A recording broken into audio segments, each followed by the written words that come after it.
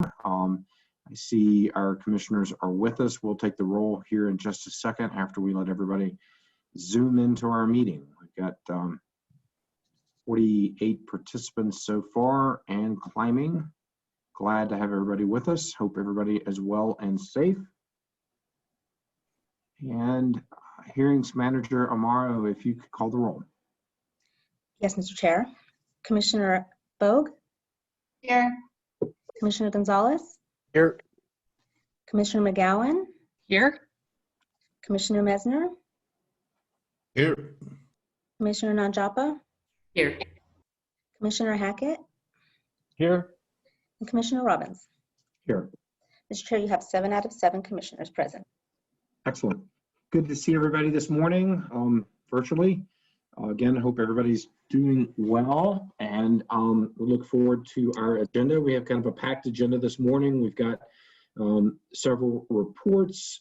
We've got one consent agenda item, and we have about 15 members of the public that have signed up for comment. We will start with a report from the Executive Director's Office. Commissioner Bogue, I believe you are up. Welcome and happy to have you with us. Yeah, thank you, Chair. So report is just short for me today. On behalf of Director Gibbs, the Director just wants to congratulate all of the commissioners on their confirmation. He is, very excited about the work that has gone on over the past year to implement SB 181, and is really looking forward to continuing his work with all of you as we work to implement the rest of our charge under SB 181. So again, just wanted to convey his congratulations.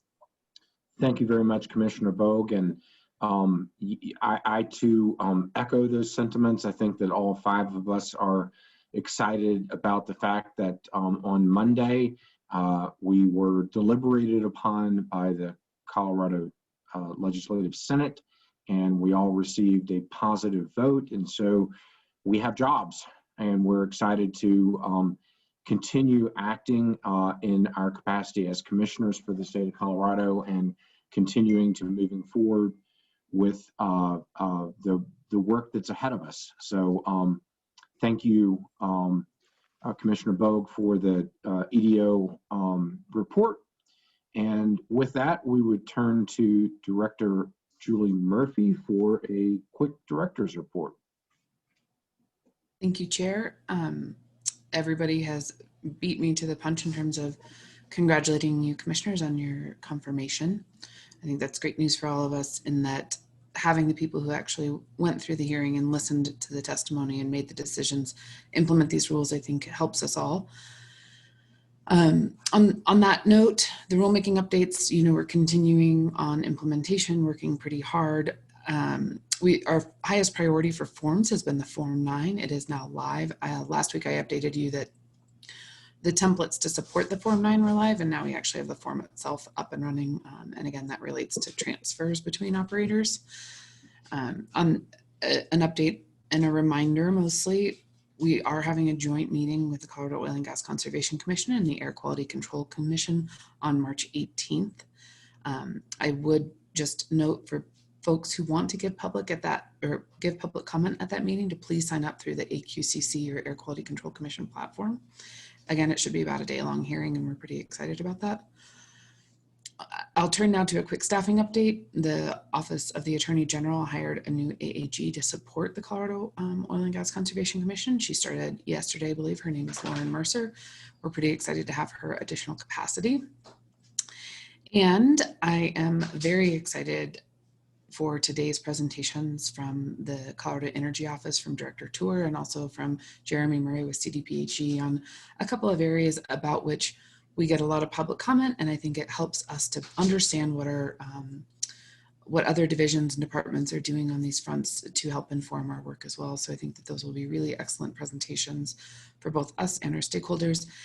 And with that, I have a pretty quick report, and maybe I would ask Hearing Officer Thomas to elevate Scott Cuthbertson and Greg Duranlo, and I would hand this over to them with your forgiveness, Chair, since I'm not actually running this meeting. Excellent. And that is next on our agenda is a Martinez Irwin Public Project Fund proposed update. from Mr. Cuthbertson and Mr. Geronimo. And so I believe we have Hearings Officer Thomas that is helping us at this point. I see both of them. Good to see you both. Mr. Geronimo, you remain muted. So if you could unmute yourself, we would love to hear from both of you. Thank you, Chair. Good morning, Commissioners and Director. Hearing Officer Thomas, if you could bring up our slide presentation. We wanted to present to you, Commissioners, this morning a new project proposal. If you'll recall, in January 13th meeting, I believe we gave you an update on the Mark Martinez and Joey Irwin Memorial Public Projects Fund status, that the projects that had been, and you can advance to the next slide, Hearing Officer Thomas. We had given you an update that just a refresher that that fund was established by that administrative order on consent that was issued by the Commission in April of 2020, established a $17.25 million public project fund. That part of that administrative order had defined 8 specific projects to fund at in an aggregate amount of about $8.7 million. And at our January 13th meeting, we updated the Commission to let you know that all of those projects had either been implemented or were in progress, that they had all been funded. Occidental, who is now the owner of Kerr-McGee, who was the participant in that administrative order on consent, were very responsive to our request to fund those projects, and we appreciate their partnership in that. The order also identified a process by which additional public projects could be confirmed or could be approved. And and that process is one that we're initiating today, where we have another project that we want the Commission to consider. And the process for that is to present the information to the Commission. The Commission will have to approve the project. Kerr-McGee will also have to approve the project. I did give them a copy of the proposal a week or 10 days ago, just right after we got it, probably a week after we got it. It is on a pretty fast track, and Environmental Manager Durando will kind of explain why that is in just a little bit. But the process for approving this is the Commission would need to agree that the project meets the terms, meets the intent of the public project fund that was established, and approve the project. And then Kerr-McGee would also have to do the same to reach the same conclusion and approve the project. And then we would request funds to be released from that trust fund that is held by Kerr-McGee for the public project fund. Next slide, please. So just a quick reminder, these were the 8 projects that were identified in the administrative order of consent and have all been funded. I'm not going to spend really any time on these, but just to refresh your memory. The one point I would make is that the very first project you see, the aerial methane surveys, the project you're going to hear today is basically phase 4 of that project that simply hadn't been defined at the timing of the first administrative order on consent. Next slide, please. So this 4th phase is an assimilation. Yes, Chair. Could I walk you back to the previous slide, and could you give us just a quick, just for the public and also for my edification, walk through phases 1 through 3 so that we kind of get a sense of what those are before we move to what is proposed for phase 4? And so the phases, thank you, Chair. The phases 1 through 3 are really just three different efforts at doing aerial survey monitoring. The 3 different contracts were let with 3 different agencies, 3 different entities, and they all focus on similar activity, but in different regions and different formats, and then different timing. but they're all basically doing the same type of work. It's just 3 different contracts, 3 different projects to do aerial survey monitoring where methane emissions methane emissions are mapped using aerial survey techniques. Great. Thanks for that. Next slide again, please. And so this 4th phase really assimilates the information that is being assembled with this aerial survey monitoring. This 4th project is with the University of Colorado, and the layman's explanation, and then I'll turn it over to Environmental Manager Duranlo to give you the specifics, is this project will correlate the methane emissions, the methane survey data that's collected, specifically to oil and gas operations, and separate out the more ubiquitous, perhaps, sources of methane that just occur in populated areas and in the environment. So with that, I will turn it over to Environmental Manager Duranlo, and we can take the next slide, please. Thank you, Scott, and good morning, commissioners. First, I'll warn you that my discussion won't be very much more technical than the layman version that Scott gave you. I believe we do have Gordon Pierce of the Air Pollution Control Division on, if you do have follow-up technical questions after I walk through a little bit. So the project proposal that we're recommending is not an entirely new project, as Scott discussed, but it's a really important addition to the aerial methane survey project. As described by Scott, the aerial methane survey was approved in the original project list and included in the Commission's order that established the Mark Martinez and Joey Irwin Memorial Public Projects Fund.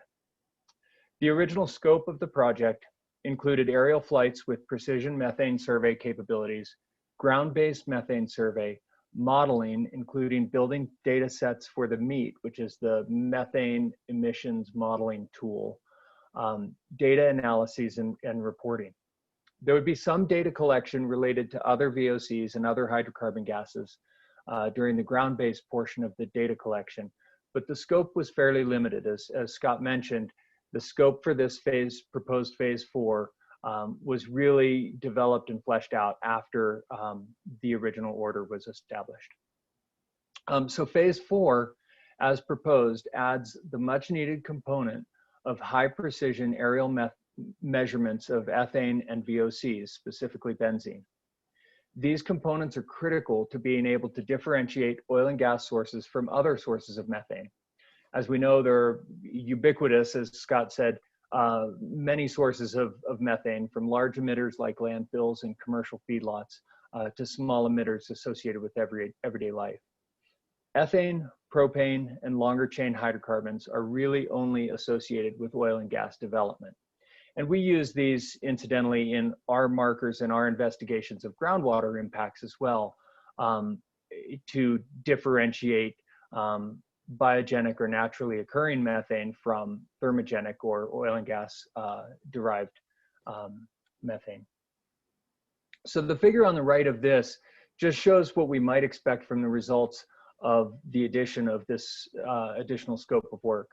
It shows a flight path over the North Front Range area where methane and ethane were monitored.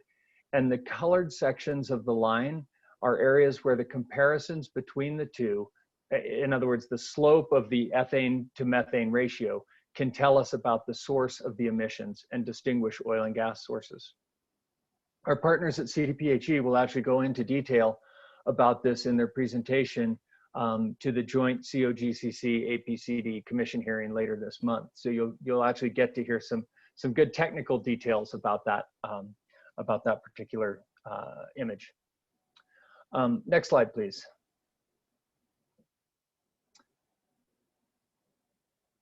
So why are we asking to fund this project when the first 3 phases have not yet been completed?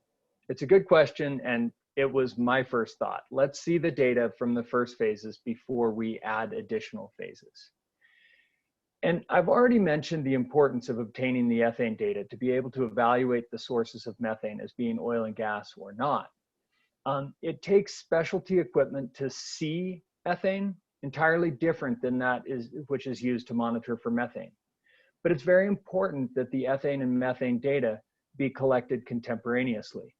This allows the development of comparable data sets, both methane and ethane data collected in similar climatic conditions, for example, which is really important for getting reliable model outputs. It allows for the outputs to be contextualized so the scientists reviewing it can actually make sense of the data and draw accurate conclusions. Getting the data this year, along with the methane data, will allow key researchers to compare the results to earlier work and build on that body of data. For example, Dr. Alan Fried, who was involved with the 2014 Front Range Air Pollution and Photochemistry Experiment, or FRAPE study in 2014, will compare these data to those collected in that project. Dr. Fried's analysis will be critical to understanding the bigger picture of oil and gas emissions as compared to other emission sources in the DJ Basin and North Front Range areas. And lastly, it's been made clear to me by our partners at APCD that conducting this project now really will maximize the return on the significant investment of resources into this overall project. We're already committed to collecting really significant data, and this project addition will really take it to the next level. So with that, I would strongly encourage your support of this additional project scope and the expenditure.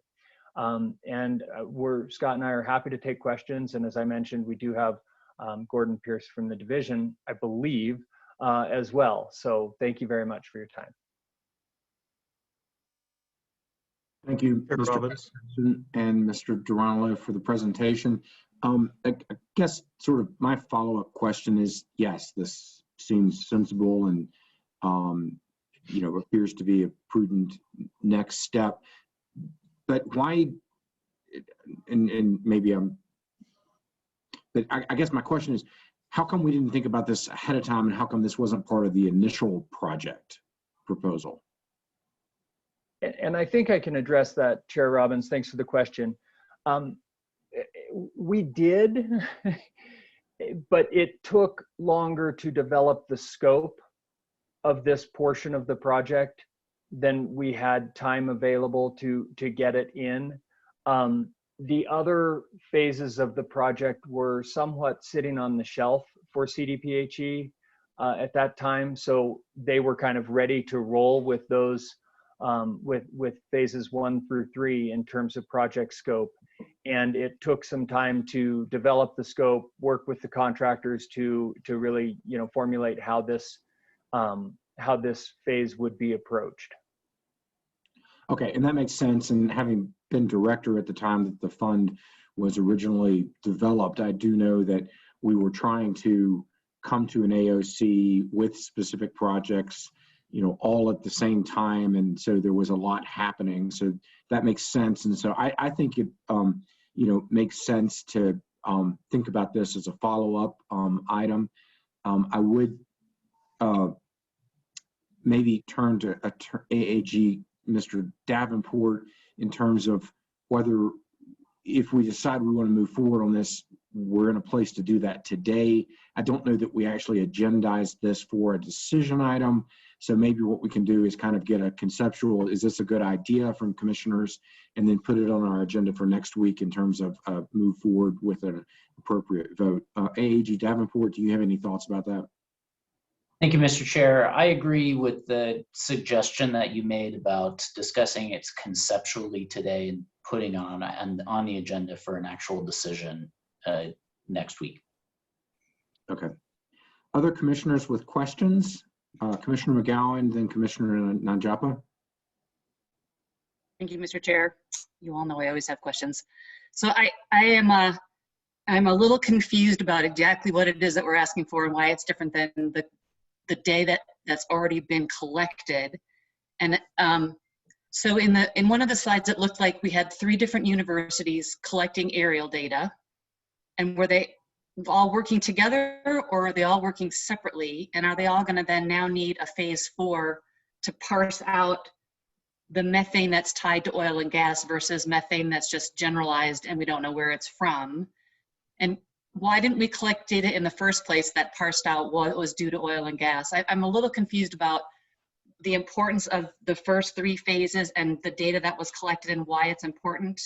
And now why we have to do another flyover and parse out what oil and gas is responsible for. I'm not making the connection, and I'm curious to know how the other universities who are collecting data, how they're going to fit into all of this.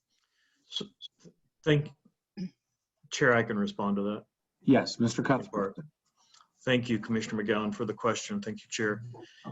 So the 3 phases, I probably could have been a little more helpful in my explanation. Those 3 phases are all doing the same thing under the guidance of CDP, HE, APCD, but at different times. For instance, that first contract is doing the DJ Basin this spring and early summer. The second phase is doing DJ Basin this fall.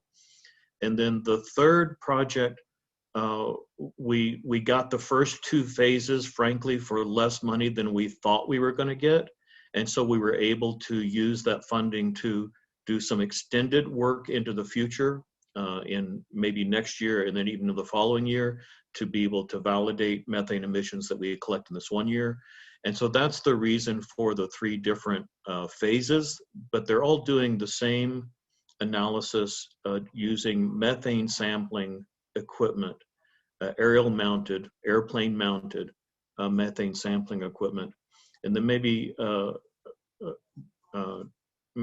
Environmental Manager Durando, maybe you can respond to the rest of that question, or we may need to try to bring Gordon Pierce into the conversation if Greg feels uncomfortable with it.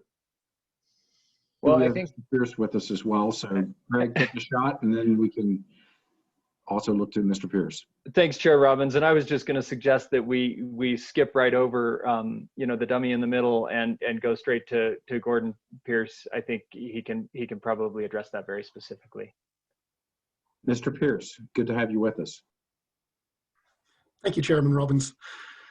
So to address the studies, so essentially the first 3 phases are all, everything is happening in conjunction with each other.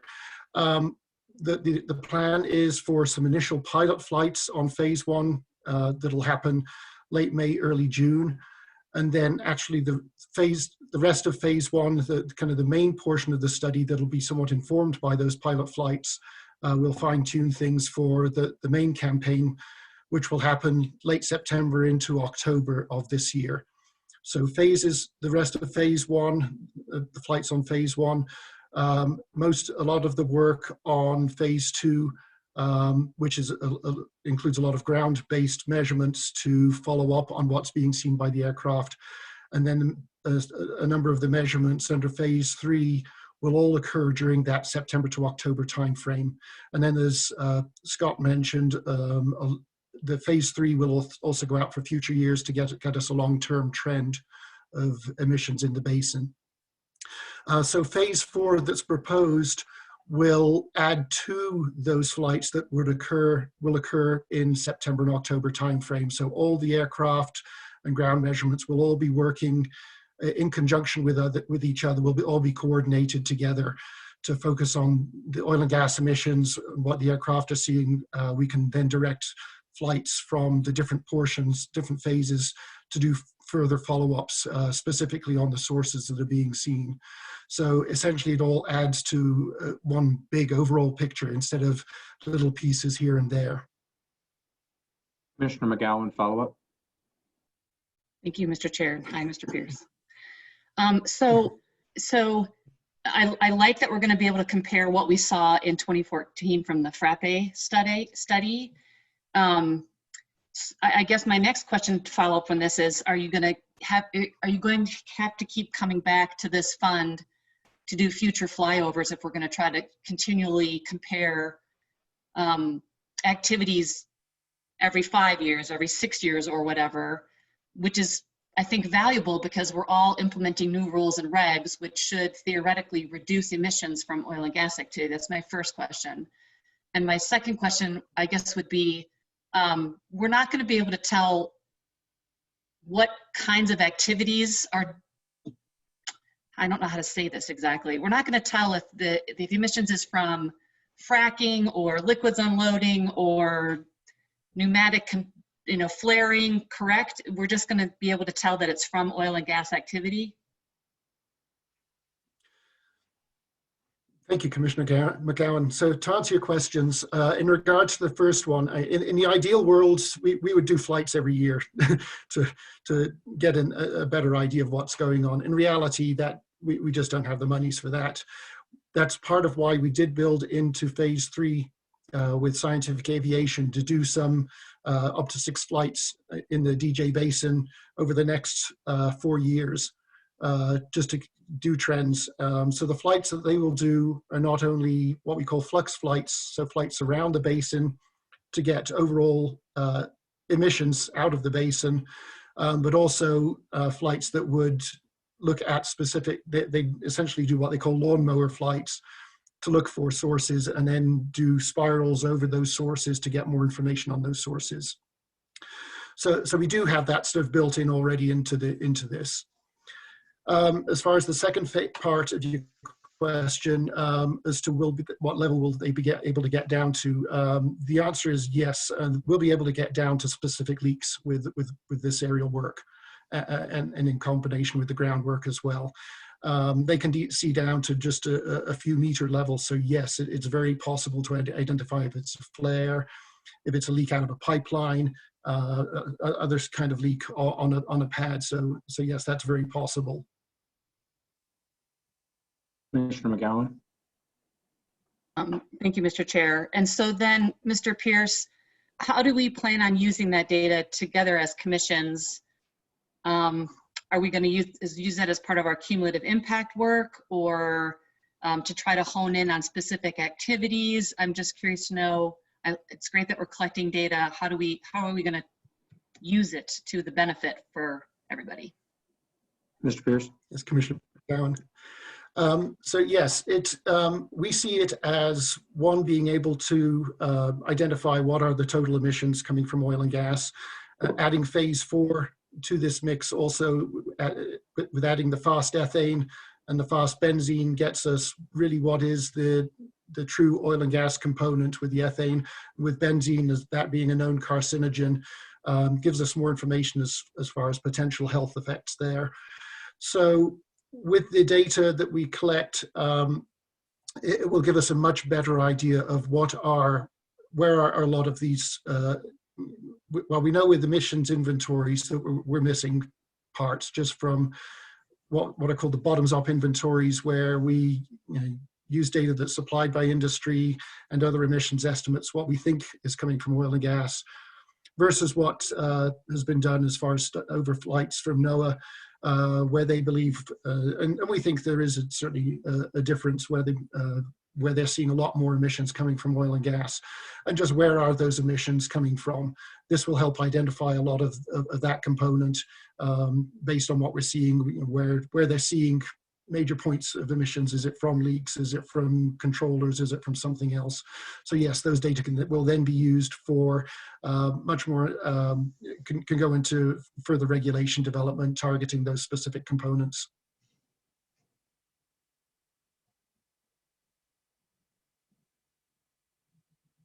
Sorry, I muted myself. Scott, go ahead.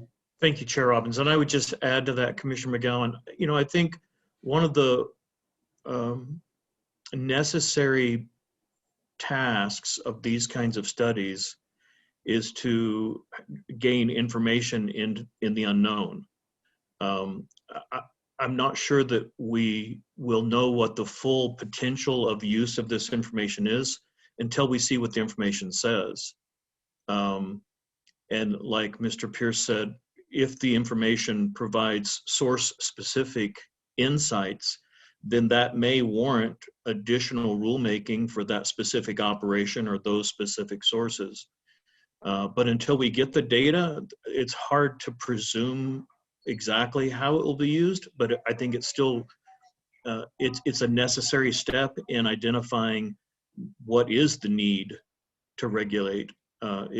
Is there a need? I mean, to be honest, and we think there probably is, but until we have the data, we don't know how to best regulate. And so that's, I think, perhaps the most important aspect of these kinds of studies is to identify, is to remove the unknowns, right? To try to reduce the unknowns so that we can regulate effectively. Commissioner McGowan, follow-up. Thank you, Mr. Cuthbertson. I was not implying that there was automatically going to be regulation. You know, I'm a fan of data and using it to inform our decisions, so I think it's good. Sorry, 2 more questions, and I'm sorry I'm monopolizing, and then I'm done. With this study, are we going to be able to tell distances, like how far a pollutant might be traveling? And I'm going to guess that answer is no, because it would be nice to be able to compare the CDPHE health study year to year also. And then finally, and this does not have to be answered now, but maybe this is for a discussion at a later time. And maybe we talked about this before, but I can't remember. How are we going to make decisions about future things that will get funded by this fund? Mr. Cuthbertson. Thank you, Chair Robbins. Thank you, Commissioner McGowan. So I will leave the specific answer of air modeling to Mr. Pierce, but I think that your perception is probably correct. There probably is some distribution that this data will inform. But one of the things we did with the first set of projects under this fund was Cogcc did purchase 4 trailer-mounted air monitoring stations. And so we will be able, when we get the information to know what needs further study, we will have those available to deploy and to do more air transport modeling with those trailers. And I've forgotten my response to the last part of the question. I'm sorry. You can save it to the end. I was asking how we're going to make decisions about what gets funded in Oh, the future. thank you. And so this is the process for that. And I was going to make that observation earlier. The fund has about $8 million left in it for public, for worthy public projects. And this commission, in conjunction with Kerr-McGee, but this commission will be the proponent of those public projects, I expect, and it will be completely within your purview as a commission to determine what to fund and what not to fund, and to even suggest projects. We're just beginning this next phase of these public projects, and so we have 5 years to implement those projects. At which time the fund talks about reverting the money into the operating account. So we want to make sure we try to use these funds for the public projects that we identify. But this process we're going through today, it is the first of these, and I think it illustrates how this process will work going forward. Somebody, the staff primarily or commissioners will make a presentation as to a public project, and then the commission will contemplate it and either approve it or not. Thank you, Mr. Cuthbertson. Mr. Pierce?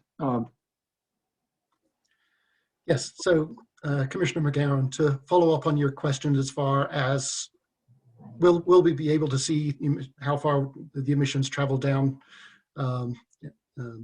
downwind, and yes, we will be able to do that. Certainly from work that's been done by these same groups in the Permian Basin, in the San Juan Basin, in New Mexico. You can see plumes from all the aerial work and just how far they do go downwind. Sometimes it's many miles that they can track the plume. So yes, the instruments are very sensitive, so it's certainly possible.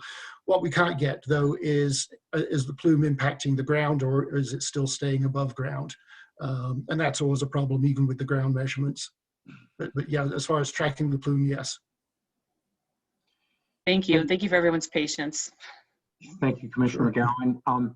I'd like to, if possible, we have Will Torr, who is going to present on the greenhouse gas roadmap, and we only have him for a very finite period of time. So unless there are really begging questions, perhaps we can move to Mr. Torr now, and perhaps we could move back to this with additional questions, because the rest of the folks, I think, can stick around with this. So With your indulgence, commissioners, I'd like to recognize Mr. Tour and thank him graciously for his presence this morning, and we look forward to hearing his presentation concerning the greenhouse gas roadmap. Thank you very much, and it's great to be able to join you today.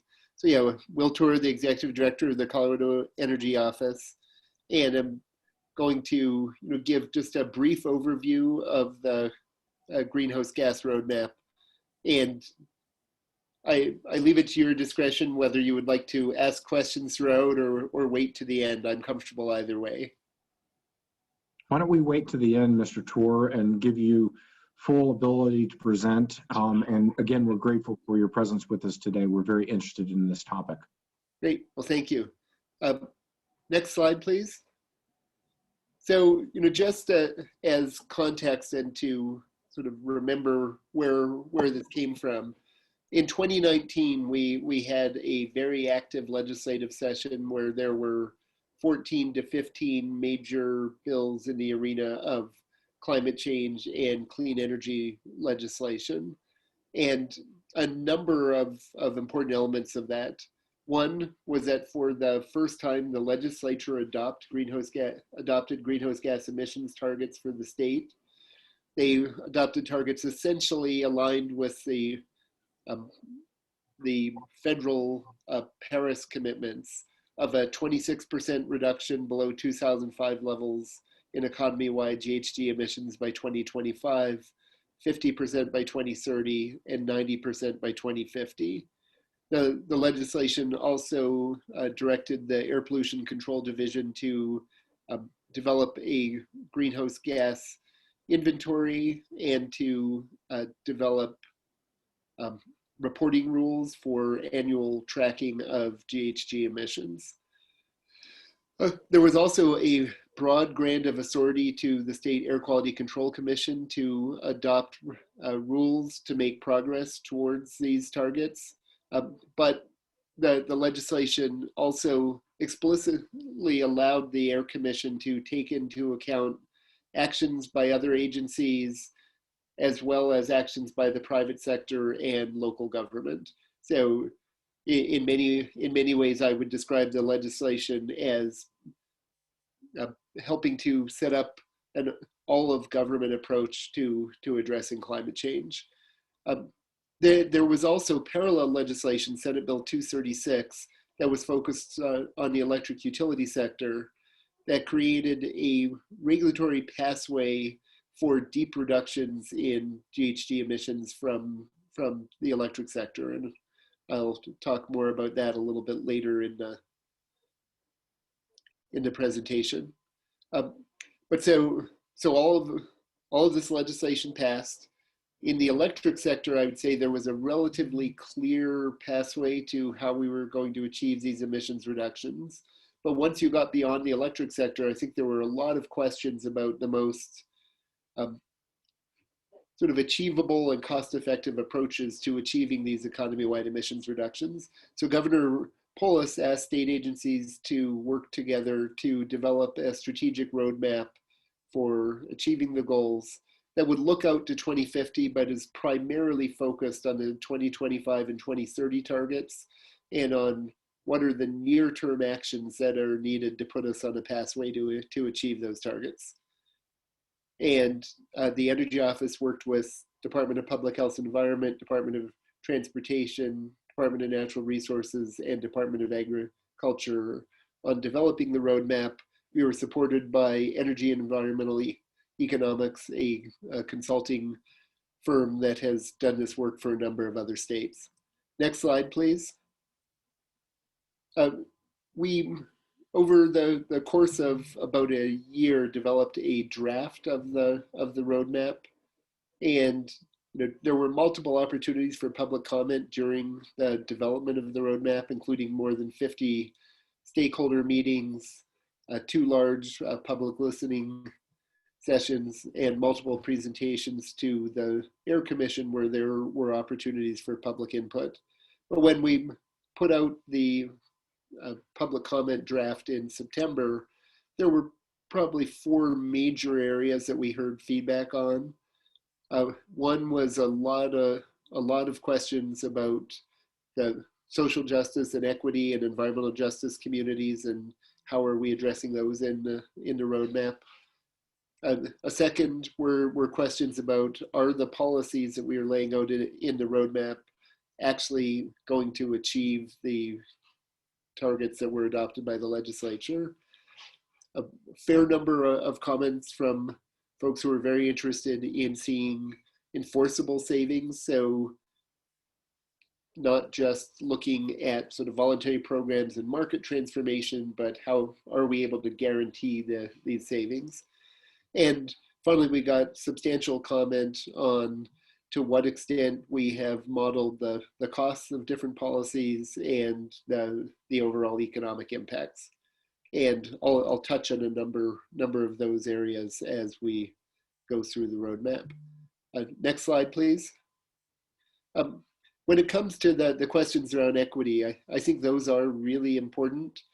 And there are a set of equity principles that are articulated in the roadmap that are both sort of part of the overall superstructure, but also I think will be important as we move forward on each one of the individual policies to make sure that these principles are helping to guide that implementation. And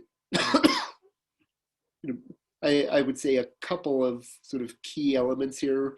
One thing that we heard loud and clear was the interest from disproportionately impacted communities in helping to create the policies that are going to affect their communities. And there is a lot of discussion happening right now, certainly in the context of the Air Commission with the release of a draft climate equity framework a couple of weeks ago that is out for public comment. It's really in many ways focused on how to better engage with communities and how to make the formal rulemaking process more accessible to community members. Next slide, please.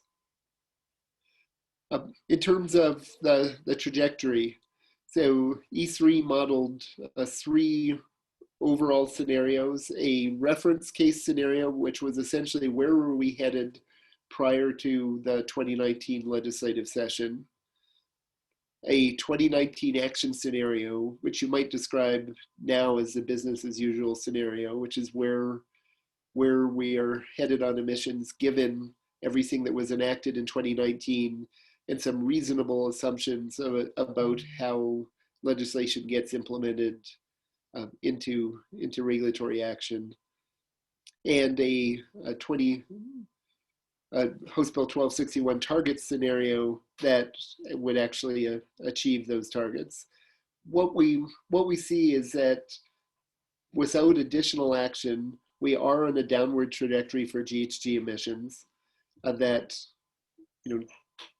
if you go back to 2005 when emissions were around 140 million metric tons, we project that by 2030, without taking additional steps, we would be a little over 100 million metric tons. So a significant reduction, but only about half of the level of reduction that is required to achieve the 2030 target. So it's clear that more needs to be done in order to be able to get there.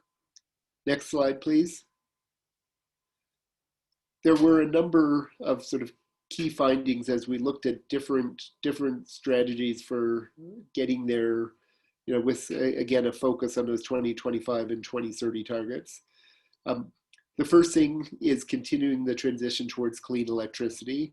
This is really central to any pathway. We looked at a number of different pathways for achieving the targets, and clean electricity is just central to all of them.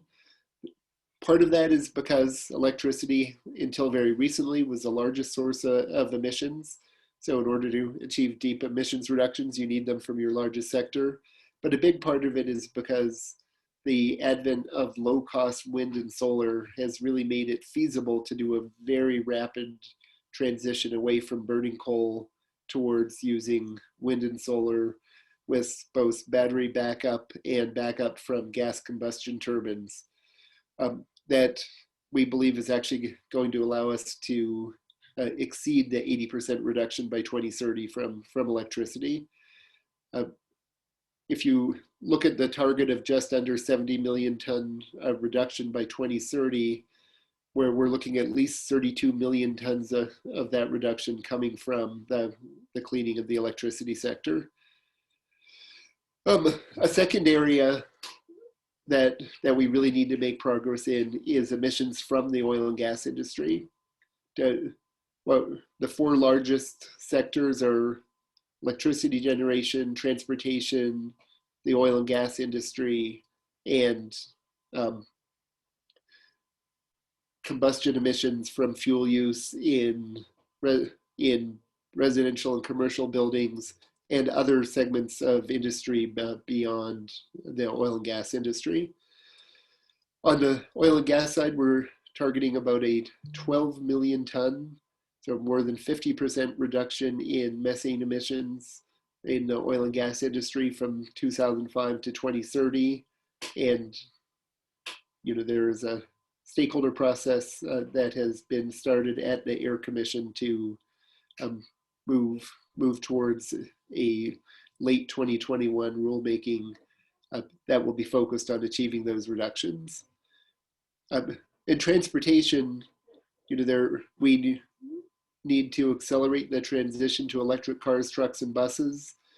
The transportation accounts for about 30 million tons a year of GHG emissions, and we are targeting approximately a 12 million ton reduction by 2030 in order to hit those targets, primarily through transportation electrification, but it's also really needs some different approaches on transportation planning and infrastructure, with a target of really trying to maintain some of the reduction in vehicle miles traveled that we've seen emerge over the last year by building on things like telecommuting and smart land use and investment in public transit.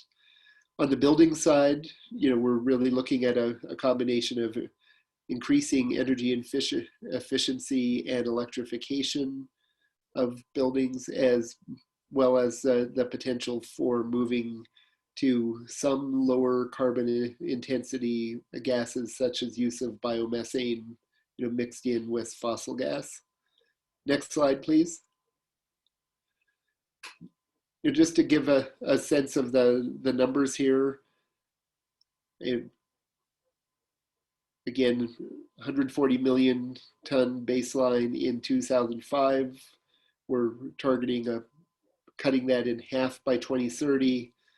And you can see, you know, the largest reductions coming from clean electricity, reducing emissions from the oil and gas sector, reducing emissions from transportation, and then smaller reductions from that residential, commercial, and industrial energy use, as well as other is largely emissions of methane and a little bit hydrofluorocarbons from things like landfills, sewage treatment plants, agricultural operations, and coal mines.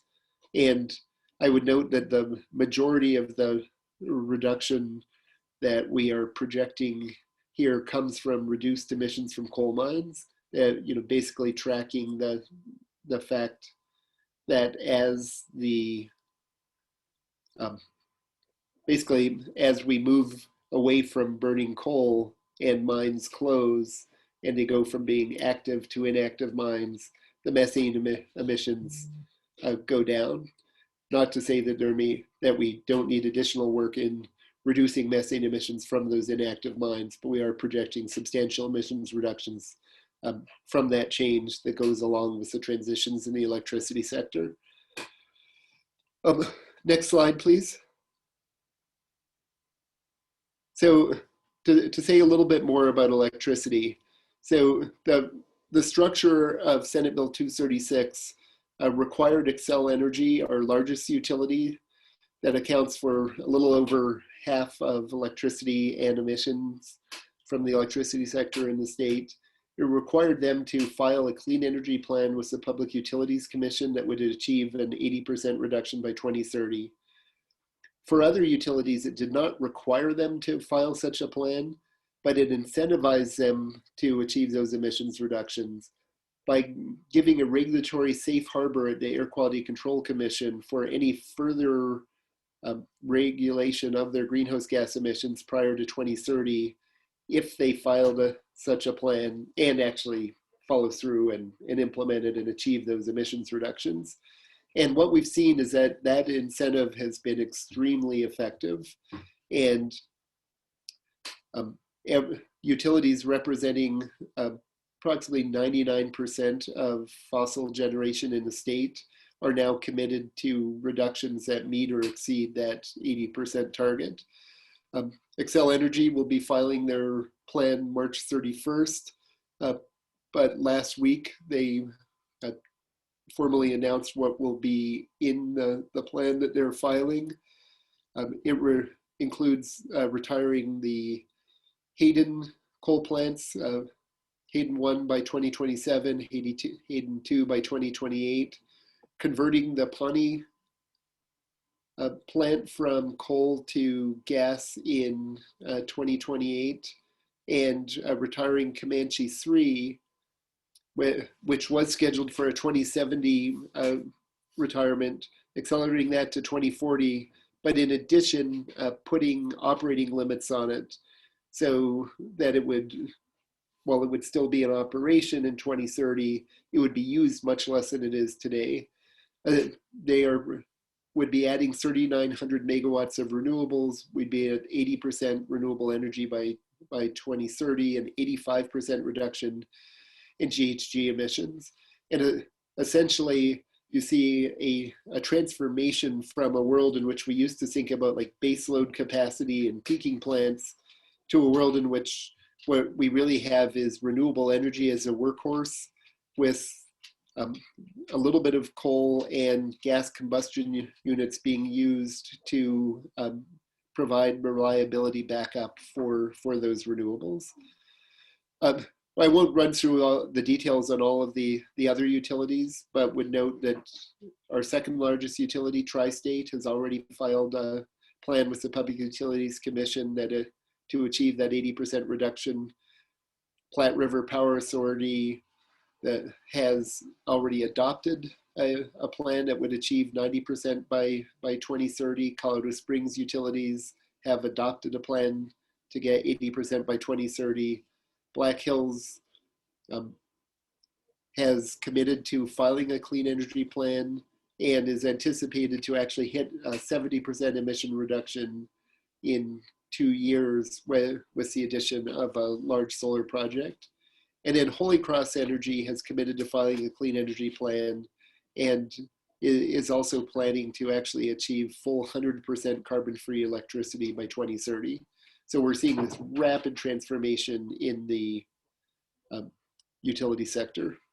Next slide, please. Oil and gas, as I think you're very familiar with, the oil and gas rulemaking that the Air Commission will be moving forward on and has begun the stakeholder process on. The intent here is to really focus on the outcome, that we're focused on assuring that we actually achieve those reductions, that 12 million ton reduction from the 2005 baseline by 2030, and using the stakeholder process to explore a variety of different approaches to achieving that before the draft regulation is written. And certainly you're very familiar with all of the action that the Oil and Gas Conservation Commission has taken. Next slide, please. On residential, commercial, industrial fuel use, where we are seeking approximately a 5 million ton reduction, or about a 20% reduction from this sector. I would note, some real differences between this sector and both electricity and oil and gas. With electricity and oil and gas, you are really talking about emissions reductions from what are effectively industrial facilities, where there are a relatively small number of operators who directly control those processes, and where regulatory approaches are, they're regulated activities. They are very well suited for sort of traditional air regulation. In this sector, what we're talking about to a large extent are buildings that are owned by literally millions of different individuals and businesses across the state of Colorado. And so it really requires a somewhat different approach. And in addition, the sort of the economics are not as aligned as certainly in the electricity sector, where we know we have the technologies today to cost effectively achieve this 80-85% reduction without actually increasing costs to customers. In this arena, we have a more modest target of the 20% reduction that is really aligned with what we think is realistic over the next decade. Far deeper reductions, I think, will be possible in the future as costs come down and technology improves. But the key strategies that we were looking at in this arena, first is a concept of setting carbon reduction goals for the gas utilities. And in many ways, this would be analogous to the way that Senate Bill 236 was structured for the electric utilities, where the gas utilities would have targets based upon that 20% reduction from 2005 levels. And they would develop clean heat plans that they would submit to the Public Utilities Commission that would be technology neutral, performance based, where they could use energy efficiency, they could use supporting electrification by their customers, they could use bringing biomethane or hydrogen injection to reduce the carbon intensity of their of the gas that they're delivering to customers, and they could use leak reduction on their distribution system, all as tools, or if there are other ideas that they're able to bring forward that the PUC and Air Division agree would reduce emissions, they would also be allowed to use those as tools. A second element is modernizing and expanding the energy efficiency programs that go into sort of the base operations of those gas utilities. Right now, we have rather large energy efficiency programs that are funded by the electric utilities to help their customers make cost-effective improvements in energy efficiency. We have much smaller programs on the gas utility side. And we are looking at both building in the social cost of carbon and methane emissions into the evaluation of cost-effective energy efficiency programs, and directing the Public Utilities Commission to require that all cost-effective energy efficiency programs, or all cost-effective energy efficiency, be built into those programs. Third area is a focus on improving building efficiency through both improvements to building codes and through proposed legislation that focuses on large commercial buildings that would require benchmarking their energy use and emissions, and require over time improvements in that energy performance for low performing buildings. Another near-term action that we are proposing as legislation is requiring regulated electric utilities to create programs analogous to their energy efficiency programs that support electrification by their customers. So the idea here is that you would be doing things like creating rebates for heat pumps or hot water heat pumps that would allow a conversion from directly combusting fossil fuels in the building to switching to electricity, which, as we do this transition to very low carbon electricity, allows you to move towards near zero emission buildings. We are also looking at expanding access to financing for building energy efficiency. The governor has a request to the legislature as part of his stimulus proposal to expand financing largely through the Colorado Clean Energy Fund.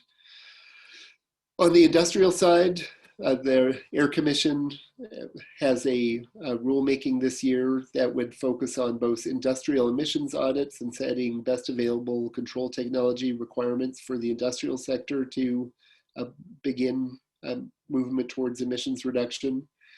And I would also note that, in the previous slide on oil and gas, when I was talking about emissions from the oil and gas industry, that was focused on methane emissions.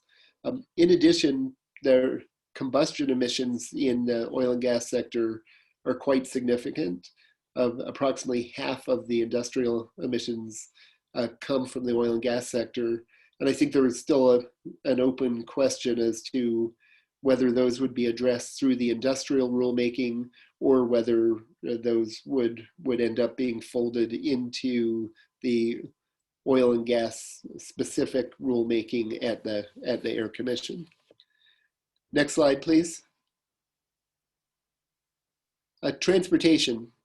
Transportation is another challenging sector where, again, you don't have sort of one entity or one small number of entities that can be addressed through traditional air regulation. Rather, you have millions of individuals who are making decisions about how they get around and what vehicles they use if they're driving vehicles. We're targeting between a 12 and 13 million ton reduction by 2030, approximately a 40% reduction. About half of that is actually effectively baked in through rules that have already been adopted. So in 2018, the state adopted the low emission vehicle standard. In 2019, the zero emission vehicle standard. And there are federal, both fuel economy and light duty vehicle GHG emission standards that are in place. And when we modeled it out through 2030, as older vehicles are replaced with new vehicles that meet these standards, and the standards get stronger each year through model year 2025, what we see is that even with the projected increases in vehicle miles traveled, that we do get a modest reduction in emissions, about a 6 million ton emission reduction over that time period. So that gets us about halfway there. There's another, approximately 6.5 to 7 million tons that is needed. And there are a number of strategies that we are pursuing coming out of the roadmap. One is a focus on public investment to support both the infrastructure that is needed and to directly provide incentives in some of the challenging components of the fleet to accelerate the transition to both electric cars and electric trucks and buses. And there is an active conversation in the legislature right now about transportation funding. And as a component of that bill, there will be, assuming that bill moves forward, we are certainly advocating that a significant investment in both infrastructure and fleet turnover is essential as an element of that transportation funding bill. A second area will be greenhouse gas pollution standards for transportation plans. Right now, in the non-attainment area, under the Clean Air Act, there are conformity requirements that essentially set emissions budgets for the transportation sector. And when either CDOT or the metropolitan planning organizations bring forward their transportation plans, they have to model their impact on vehicle emissions and show that those emissions are within that budget. This is a very similar concept. It wouldn't be part of, Clean Air Act or federally enforceable, but would be creating state-only rules that would set GHG budgets for transportation and would require the CDOT plan and the large MPO plans to show how they can achieve those targets and would allow the use of mitigation measures in order to achieve those targets. A fourth area that's highlighted in the roadmap is the importance of local land use decisions. It's pretty clear that local land use decisions have enormous impact on the trajectory of vehicle miles traveled. That essentially when local governments make the decision either to add large amounts of housing very far away from where employment centers and educational institutions and other major sort of trip attractors are, that tends to reduce VMT.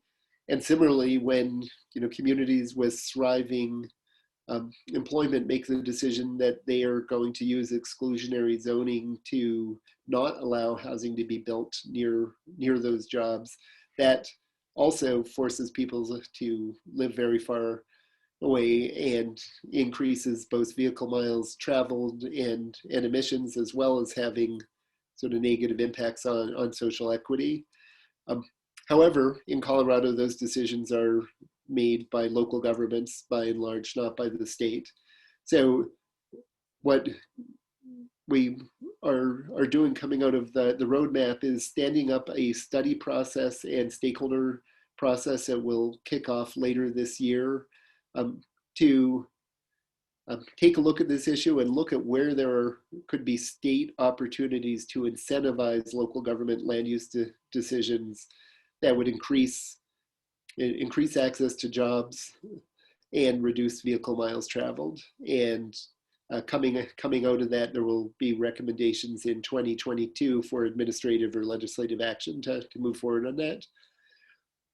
Another key element is a clean trucking strategy. So last summer, Governor Polis signed on to a 15-state MOU to advance clean trucks, in which the states committed to work together to build the market for zero-emission trucks, with a goal of achieving at least 30% market share among new vehicle sales by 2030.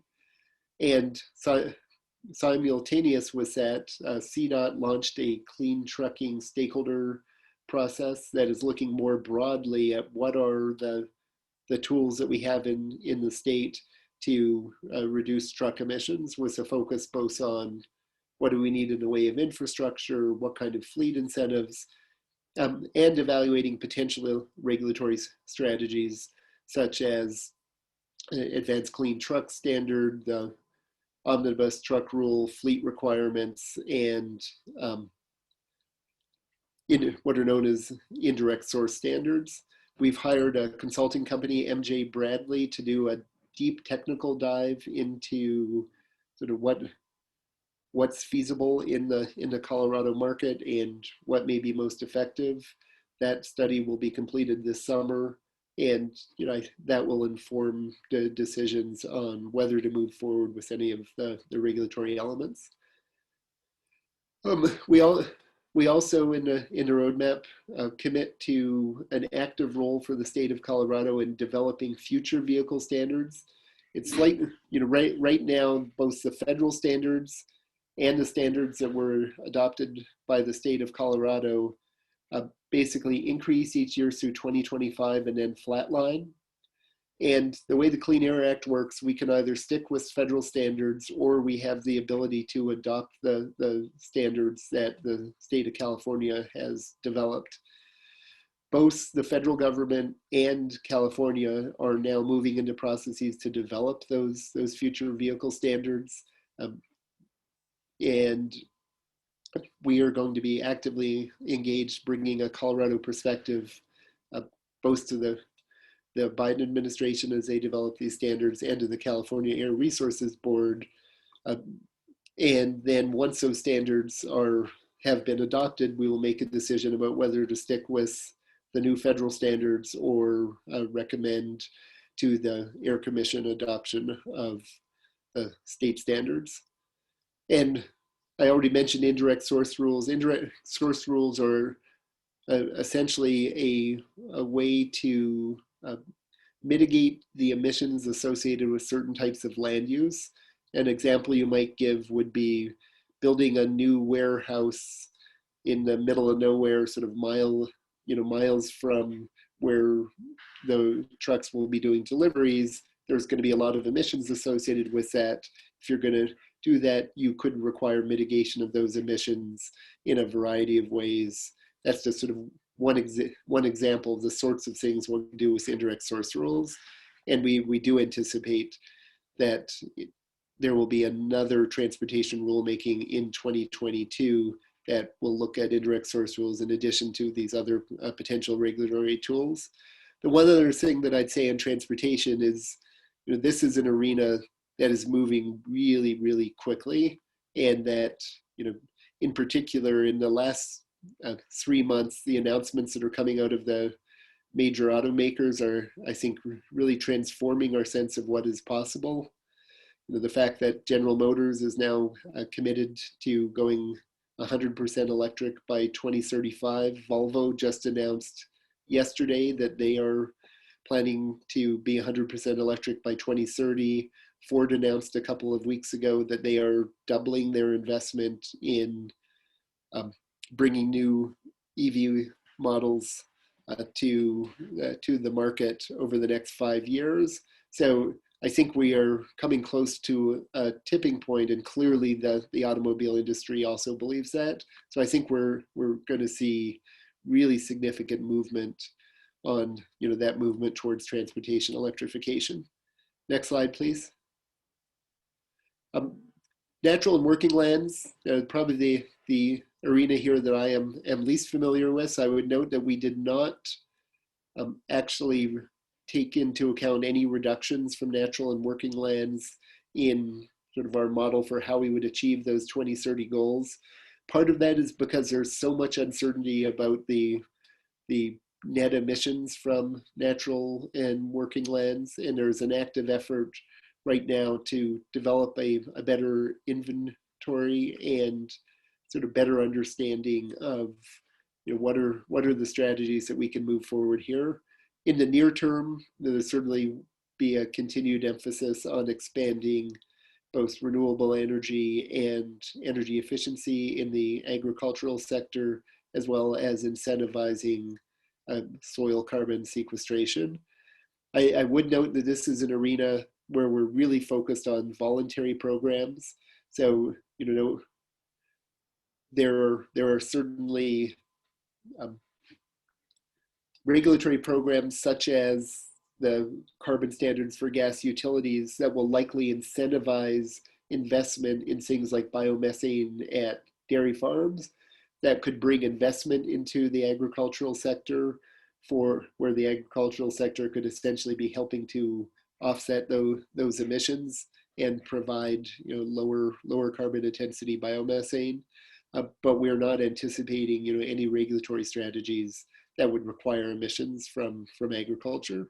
Next, please. I've mentioned most of these, but would just say that we're anticipating a very active legislative session this year that will include moving forward on a number of the key policies in the roadmap, building benchmarking and performance standards, utility beneficial electrification plans, the expanded gas energy efficiency programs, carbon targets for gas utilities, the clean energy finance request, and transportation electrification funding as an element of the big transportation funding package. Next, please. There are also a number of important studies that are moving forward. The first one that I would highlight is a carbon capture, utilization, and storage task force. One piece of feedback we got on the draft roadmap, largely from industrial stakeholders, was that we're not paying enough attention to the potential for carbon capture to help to achieve the roadmap targets. In our initial scenarios, we showed a few million tons of carbon capture in the sort of post-2030 years, but there was really very little discussion of the policy framework or of carbon capture happening in the nearer term. What we heard from stakeholders was that, in fact, there's a lot happening on carbon capture, and that there are sort of real projects under evaluation that are likely to move forward during this decade.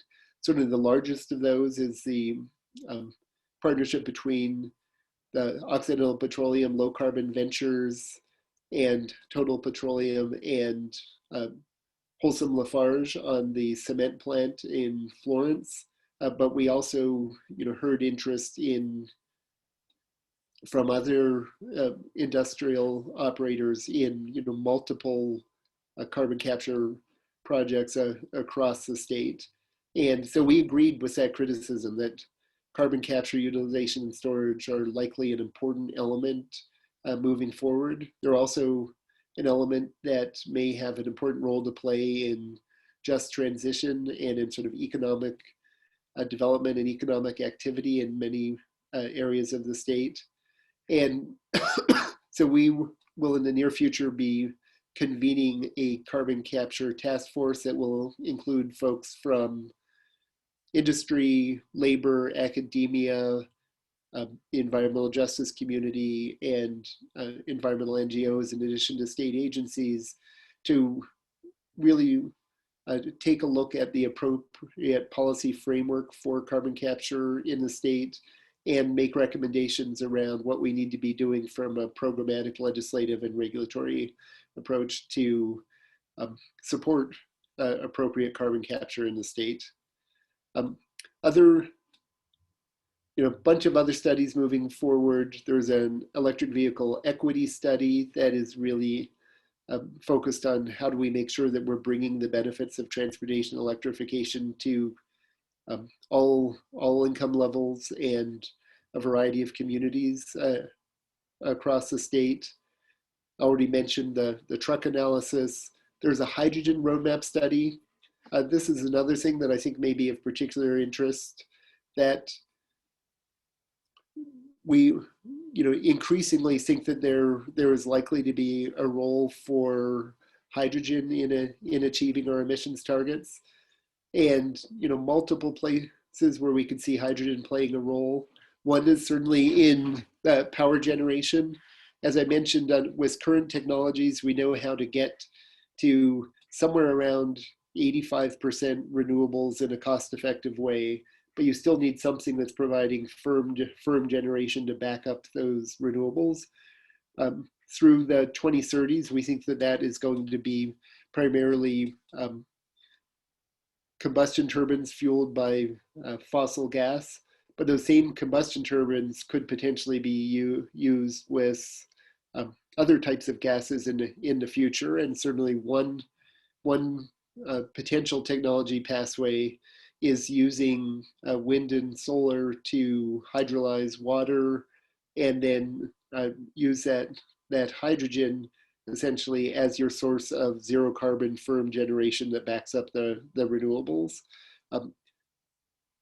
There are other sectors where hydrogen may be important, including industrial uses where you need really high temperatures, where electrification could be challenging, as well as in transportation.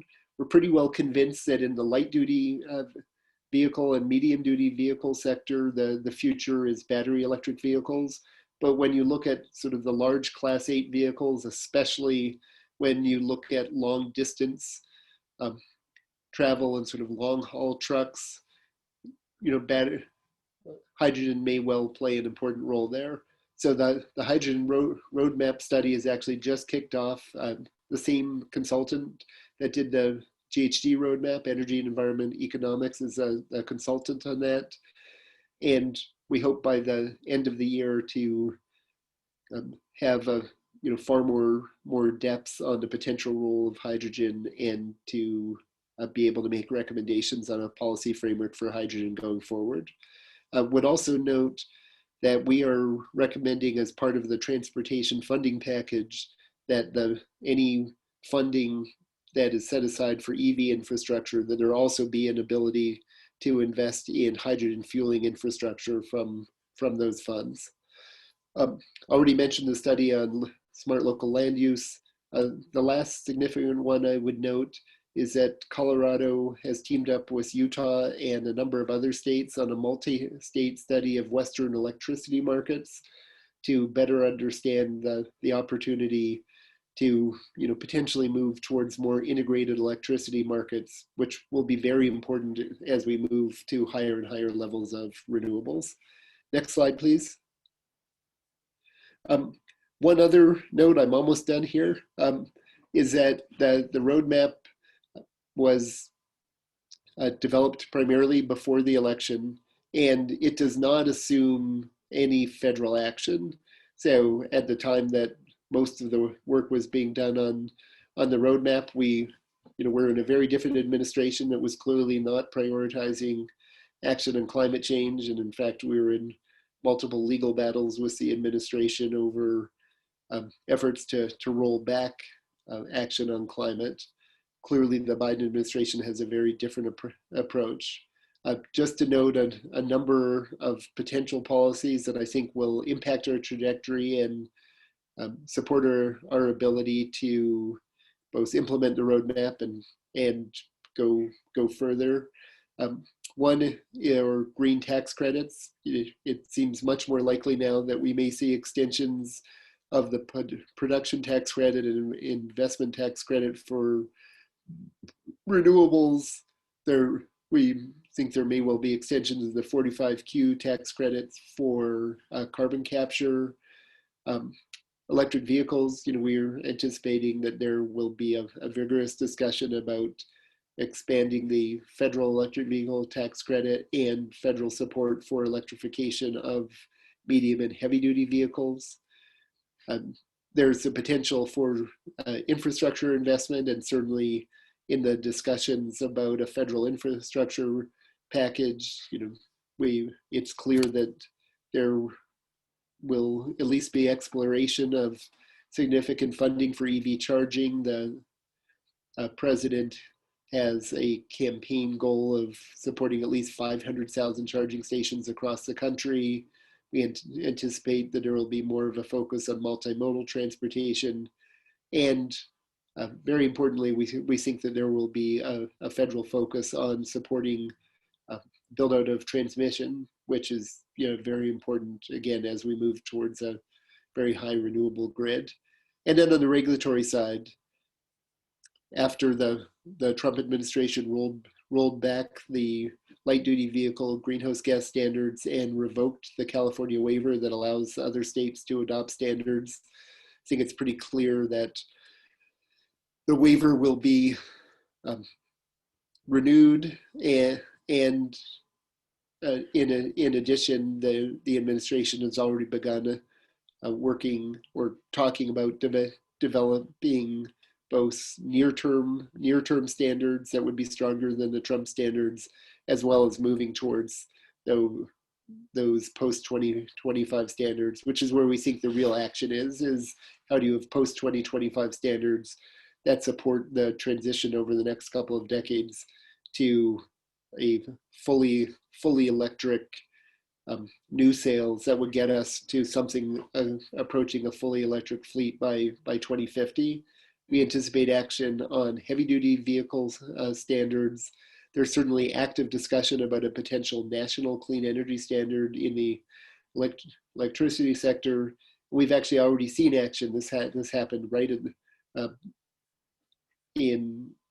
the end of the year, that there legislation on hydrofluorocarbons that has already, we had built originally into the roadmap the need for additional rulemaking at the Air Commission to take the next steps on hydrofluorocarbons, but the federal government actually has already done that through that legislation at the end of 2020.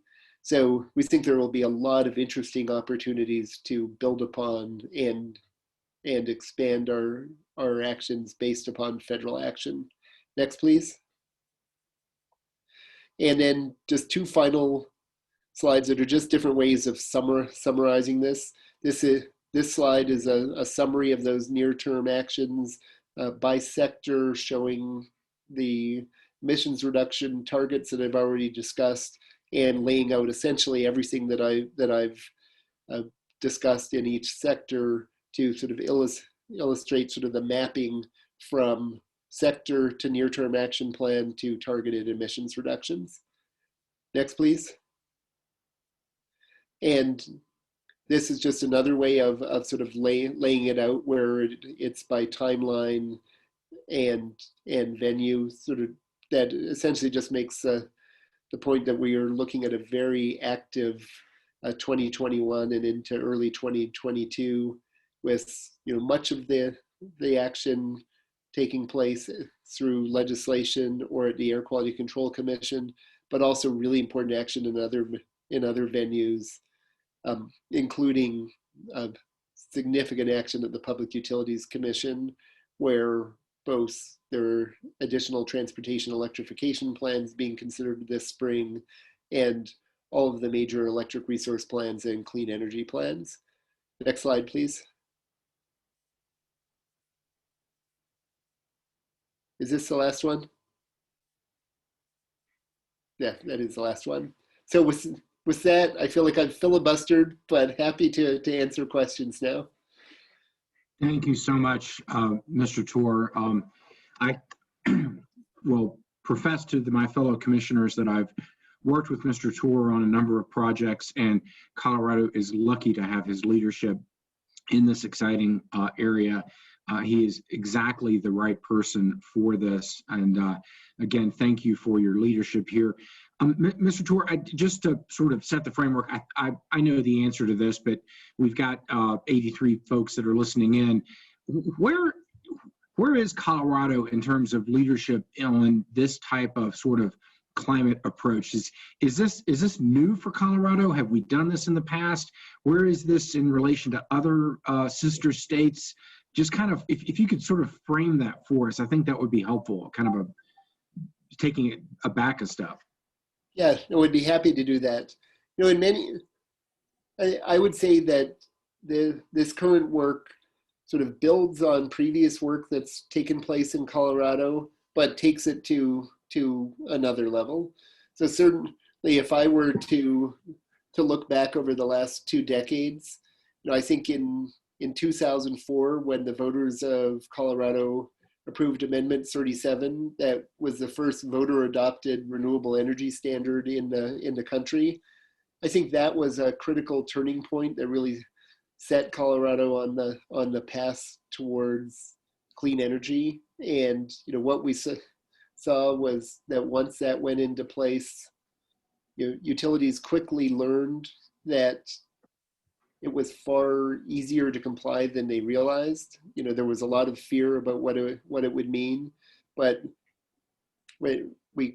utilities, particularly Xcel Energy in the early years, rapidly achieved the targets years before they were required to, and then started moving towards higher levels of renewables.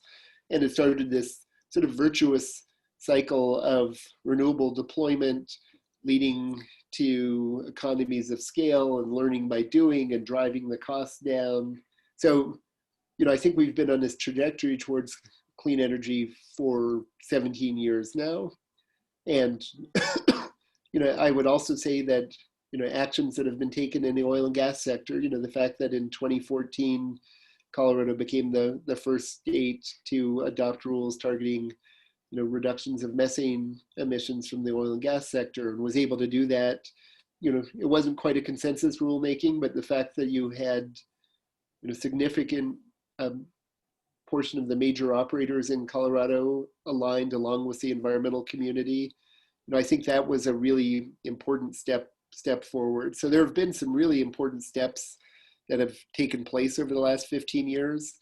With that said, there was clearly an inflection point with both the election of Governor Polis and the legislature that came into office in 2019, and just the fact that I think the public sentiment on clean energy and climate has really grown. I think people really understand the impacts of climate change in a way that they didn't in the past, and we've begun to get tastes of what our future looks like in climate change, and things like the multi-year drought and the types of wildfires that we've seen in the last few years, I think has just accelerated the the focus on this. The other thing that I think has really accelerated it has been that simply technology change and business innovation has made so many more things possible. Again, when I think about the electricity sector, sort of really leading our transition towards decarbonization, you literally could not imagine 10 or 15 years ago that we would be where we are today, because wind and solar were expensive and it would have imposed such large costs on customers. But what we've seen is that costs have come down so much that wind and solar are now about half the cost of coal generation. Actually building new utility scale wind and solar generation, those wholesale power prices sometimes come in under 2 cents a kilowatt hour and are on a trajectory where most analysts think we're going to get down to 1 cent a kilowatt hour. Operating those legacy coal facilities is often 3 to 4 cents or more per kilowatt hour. That's just transformed what's possible and has really allowed Colorado to power forward. And I think we're seeing similar technology innovation in other areas. The reason that all of the major auto manufacturers are now ready to pivot to electric vehicles is partially because there's been so much innovation on batteries that battery prices, they've already come down from $1,000 a kilowatt hour to $200 a kilowatt hour. When they get to $100 a kilowatt hour, you are cost competitive in first price with gasoline vehicles. And when you add that to the years of savings on fuel and maintenance, it's going to be kind of a no-brainer for that transformation. And so I think we're on the cusp of a similar transformation in transportation to what's happened in the electricity sector. And Colorado's policy sort of leadership is helping to put Colorado on the front edge of these transitions. What I do think that we see a lot of states very, very active in this arena. And interestingly, in the past, it was largely West Coast and Northeastern states where you saw this focus, and that's really changed. We're seeing multiple states in the interior of the country who are really seeing the importance of this and acting on it. And I would note, New Mexico, Nevada, Colorado, Illinois has been very active. Minnesota is really moving forward. So we're really seeing this as something that is no longer, confined to the east and west coast of the country.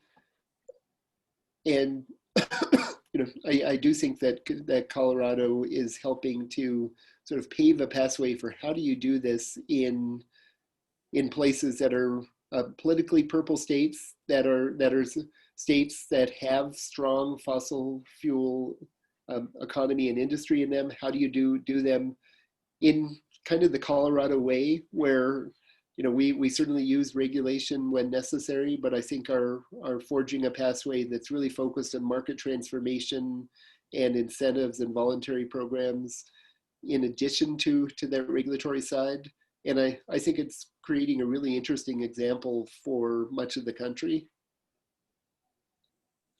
Outstanding. Thank you so much, Mr. Torr. I really appreciate the background for all of us on that. I know we only have you for a limited period of time. Let me open it up to questions from commissioners on all of the information that you've presented to us. If commissioners would like to raise their hands if they have questions, have at it. Commissioner Messner. Thank you, Mr. Chair. And thank you so much, Director Torr. I think that was an incredible presentation and overview of what the greenhouse gas roadmap was and what the different roles and responsibilities are within the state. I mean, I've got a million questions, but I'm going to limit it to just the Colorado Oil and Gas Commission and the actions that we need to be taking. And, based on that general overview, it appears to me that the majority of steps that need to be taken in order to continue to move down this road, have been taken. And so I guess my question to you is, what other steps do you see this particular agency? And I totally acknowledge we're not talking about oil and gas in general, because we've got lots of work with the Air Quality Control Commission and other steps, and I acknowledge that. But for the Colorado Oil and Gas Commission specifically, as we look to do what we need to do to continue to move us forward down this road, what are some suggestions you have for us? Yeah, so great question, and I'll do my best to answer it. I could probably speak more to what I think are the changes that need to occur, and sort of the question of what's a appropriate venue between the Air Commission and the Oil and Gas Commission. I'm probably less qualified to speak to, but I would say we clearly need to move towards near zero methane emissions. That over the long term, we need to be moving towards a world where methane emissions are sort of at the very much at the low end of you look at the ESG commitments that have been made by some of the major companies. We need to get there, and we need to know that we're getting there. We need to have the appropriate monitoring equipment to ensure that that's actually happening. So that's sort of one bucket of activity. A second bucket of activity is we really do need to reduce the combustion emissions that are taking place along various aspects of the oil and gas fuel cycle. And that may well mean moving towards much wider electrification over time in order to avoid having to do combustion. Those are the two things that really rise up to me as like the changes that need to happen, and that we need to sort of figure out the appropriate sort of roles between the Air Commission and the Oil and Gas Commission for getting these things done. I do think that much of the action that we are anticipating will be through those oil and gas and industrial rulemakings at the Air Quality Control Commission. But I'm frankly not familiar enough with the Oil and Gas Conservation Commission to know where sort of the additional tools are that you have to bring to the table on those issues. Commissioner Messner, follow up. Yeah, thank you, Mr. Chair, and I appreciate that, Director Tour. I did want to ask about three different technologies that may be something that this commission can consider or maybe part of conversations in the future. And one of them was one that you had mentioned, which was carbon capture, but I wanted to hear your thoughts on carbon capture and re-injection. And then the other one was, the other two is, certainly the hydrogen, utilizing hydrogen as a fuel source for transportation. But I'm hearing different thoughts around technologies involving utilization of natural gas to develop hydrogen in order to utilize it as a transportation fuel source, which I think would be of interest, certainly of folks that often attend our meetings. And I think the third one is potential utilization, capture and utilization of coal mine methane as well. So thoughts on that? Yeah, so all three I think are very important.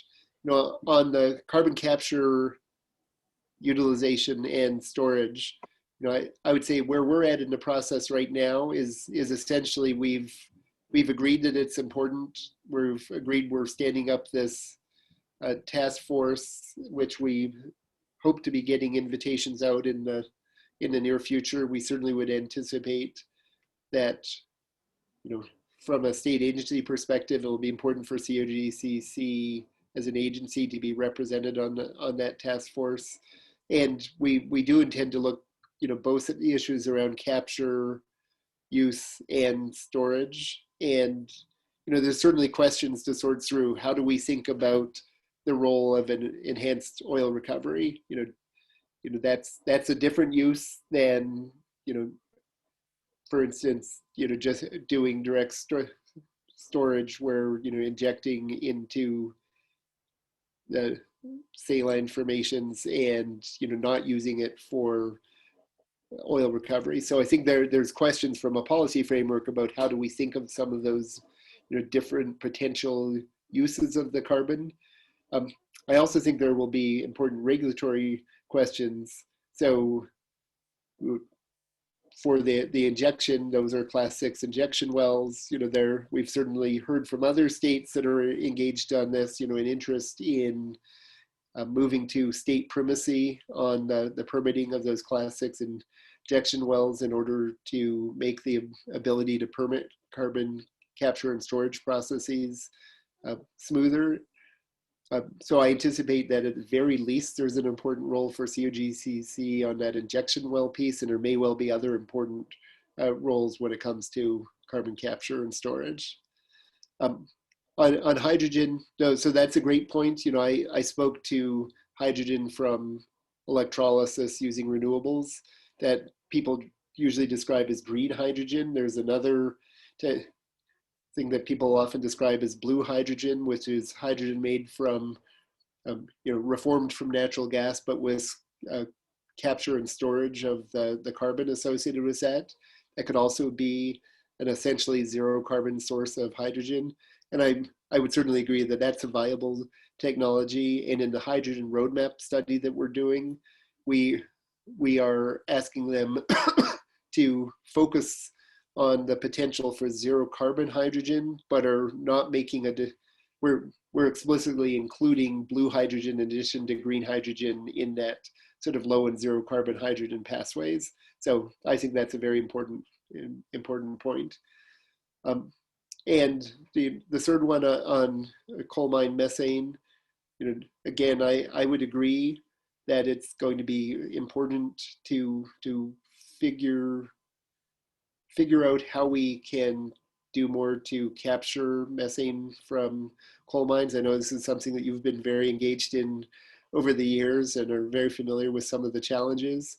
This is one arena where we think that the potential of the carbon targets for the gas distribution utilities could actually create some investment incentives that may be able to help support that type of coal mine capture. Thank you very much. I appreciate that. Thank you, Director Tour. Other questions from commissioners? Commissioner Hackett. Thank you, Chair Robbins, and thank you, Director Tour. I don't really have a question. Thank you for the presentation. Just had a quick comment, a couple comments. At the March 18th joint meeting with the Air Quality Control Commission and Cogcc, we will also be talking about the House Bill 1261 actions. I'll make sure to coordinate with staff so there's not too much overlap with the presentation you just received from Director Tour. And then I also wanted to mention, this is something Director Tour alluded to, the stakeholder process surrounding the roadmap. Starting this Thursday from 6 to 8 p.m., the Air Pollution Control Division will be holding a stakeholder meeting on emissions reductions activities for the oil and gas sector. They'll also have another one on March 25th from 6 to 8 p.m. I'm going to go ahead and post the link in the chats here so people can register for those if they'd like. And for those of you who are listening in on the phone and aren't able to access a computer right now, if you just Google Colorado Air Pollution Control Division, it should be the first thing that comes up. And on their homepage, there's a link for opportunities for early stakeholder engagement, and that's where you can find this information. So just wanted to provide that. Thank you. Thank you, Commissioner Hackett, and look forward to seeing that in the chat for those that are computer listening in. Other questions? Director Tour, again, a wealth of information. Commissioner McGowan has a question. I don't know if it's a question versus a comment, and making sure that I think one of the important reasons that we're meeting with the Air Quality Control Commission is a lot of folks testifying in front of our commission and trying to figure out what is our role in helping achieve the goals of the greenhouse gas roadmap. And hopefully our meeting with the Air Quality Control Commission can help kind of delineate, the Venn diagram has some overlap between our agencies, but also some gaps. And I think any thoughts that CO has as far as, what is our role to help support those goals and help achieve them. We have obviously the regulatory piece, but we can help with data collection. But you know, I think there's been some, I don't know if confusion is the right word, but some uncertainty about what's our role, how do we make sure this all happens? So, Director Tour, do you have a comment in response to that comment? I'm not sure that I have a great answer to that. It seems like an important question. And, you know, we certainly think that having the lens of reducing GHG emissions as you're, you know, engaged in your broad variety of activities is, you know, I think is an important lens to bring to that.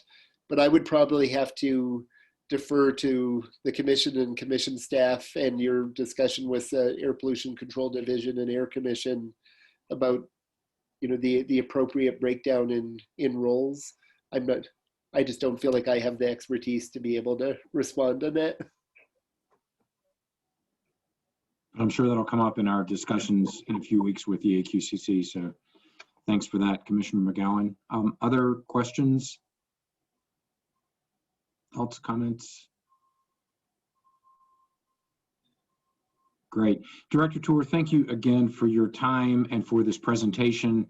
If it's okay with you, I'd love to be able to post your presentation on our website so that our stakeholders can have ready access to it. I'd kind of like to take a look at it in my own time. So thank you again. And that's okay to post it? Yeah, that would be great. And I would also note that on the Energy Office website, there is a section for the GHG roadmap that includes the full roadmap, appendices, frequently asked questions, and a number of other presentations that we've done. So for anybody who wants to really dig into it, that's available on the Energy Office website also. Great. Thank you very much. Thank you for the presentation and the time this morning. This has been very educational for our commission, for our staff, and for our 83 stakeholder participants that are listening in. So thanks again, Director Tour. Thank you very much. With that, we've been going at it for close to 2 hours. Why don't we take a 10-minute break, and then we will reconvene and hear from AQCC with regard to their most recent rulemaking. So we will reconvene at, I don't know, 10:59 or thereabouts.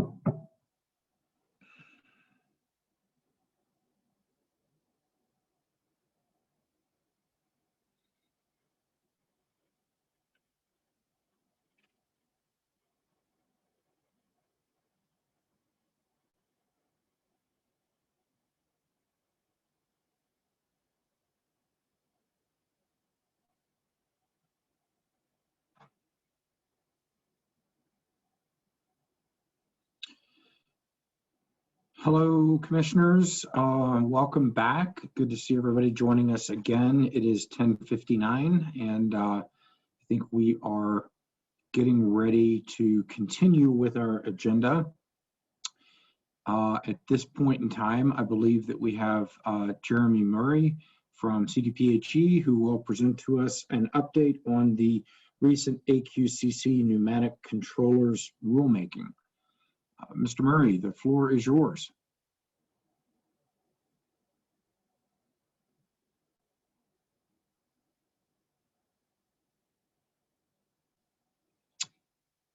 Mr. Murray, I see that you're talking, but we can't hear you.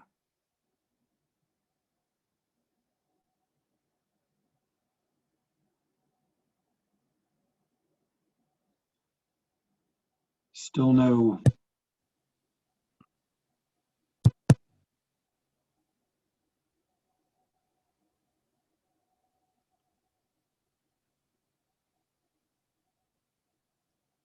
Hello, hello. Yes, we can hear you now. All right. Thank you so much. I'm sorry about that. Not a problem. Good Thanks for morning, being with us. commissioners. Do I need to share my screen here, or I'm not sure who was running the slideshows? Mr. Murray, this is Hearing Officer Thomas. You can share your screen, or if you prefer, I can manage your presentation for you, whichever you prefer. It would be great if you could do it. Thank you so much. Okay, let's get Hearings Officer Thomas to share his screen.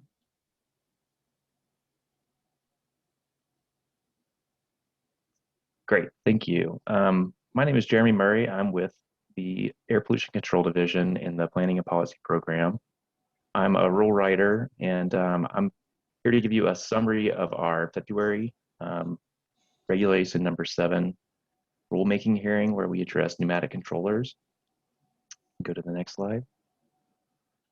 I'll give you a brief background of the work that went into this rulemaking. It's been a years-long effort and the culmination of lots of work by lots of different stakeholders.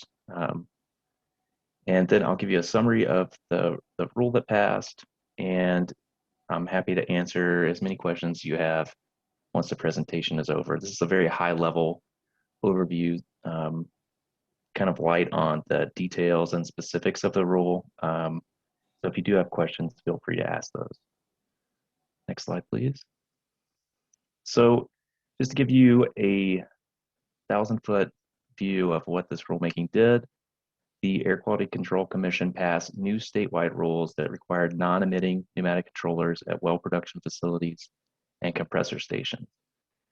So after May 1, 2021, all new or modified facilities are required to use non-emitting pneumatic controllers.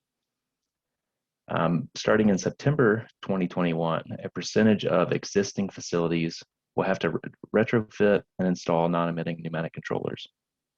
And those retrofit timelines go through May 1, 2023. Next slide, please.